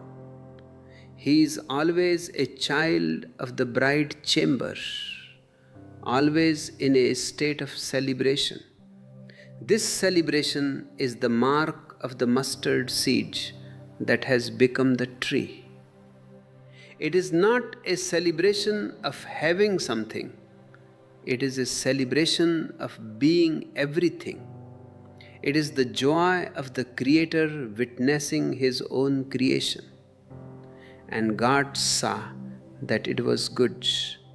When your eye is single, you also see that it is good. You see the beauty in the struggle, the light in the darkness, the word in the flesh. This vision makes you a witness. And a witness is the most powerful person on earth. He doesn't need to do anything to change the world. His very presence changes it. He is the light that exposes the darkness. He is the truth that exposes the lies.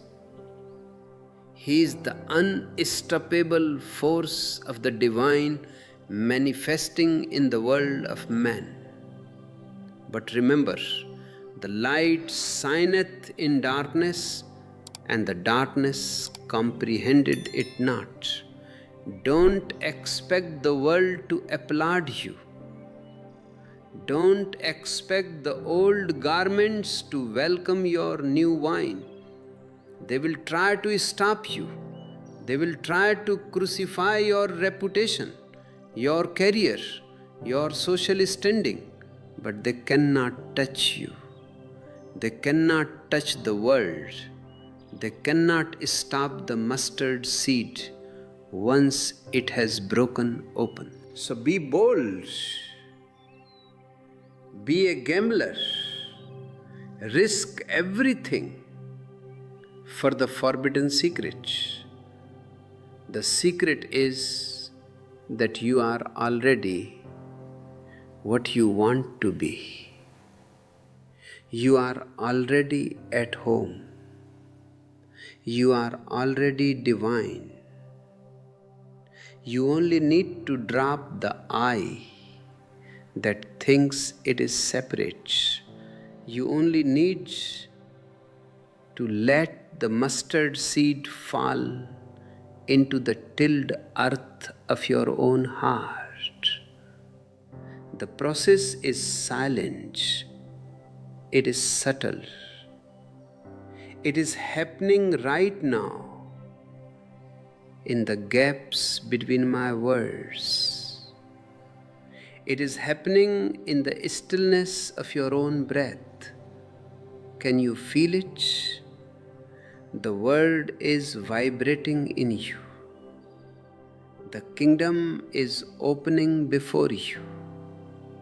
The thief in the night is here to steal your ego and give you the universe. Let him in. Don't resist. Don't try to protect your rags. Let the old garment go. Let the old bottle break. Be the new wine. Be the mustard seed. Be the word.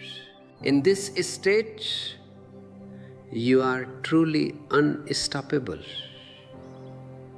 Not because you have a strong will, but because you have no will. Not because you are somebody, but because you are nobody. Not because you are fighting the world, but because you are the world. This is the ultimate secret of Jesus. This is the message of the mustard seed. This is the path of the single eye. Walk this path. Live this truth. Be this light. And as you walk the birds of heaven, the divine qualities of peace, love, and joy will find their home in you. You will become a shelter for a world that is shivering in the dark. You will be a city set on a hill, a beacon of hope for all who are searching for the truth. This is your destiny. This is why you are here. To be the Word made flesh, to be the light of the world. Be still and know that you are the Word. Know that you are the light. Know that you are the kingdom. And in that knowing, be free. Be unstoppable. Be the Christ. The journey of the mustard seed is complete. The seed has fallen. The earth has been tilled, and the tree is growing. It is a tree of infinite branches, reaching for the stars. And you are that tree. Every leaf is a prayer. Every flower is a poem. Every fruit is a blessing. This is the forbidden secret that Jesus died to give you. It is the secret of your own divinity. Guard it with your silence. Share it with your love. Live it with your life. And remember, the Word is always with you. It is the I am that exists before the world was. It is the I am that will exist after the world is gone. You are that I am. There is no more to say. The rest is silence. The rest is the Word. Go now and be the light. Go now and be the mustard tree. Go now and be unstoppable. The kingdom is yours. The power is yours. The glory is yours. Forever and ever. Amen.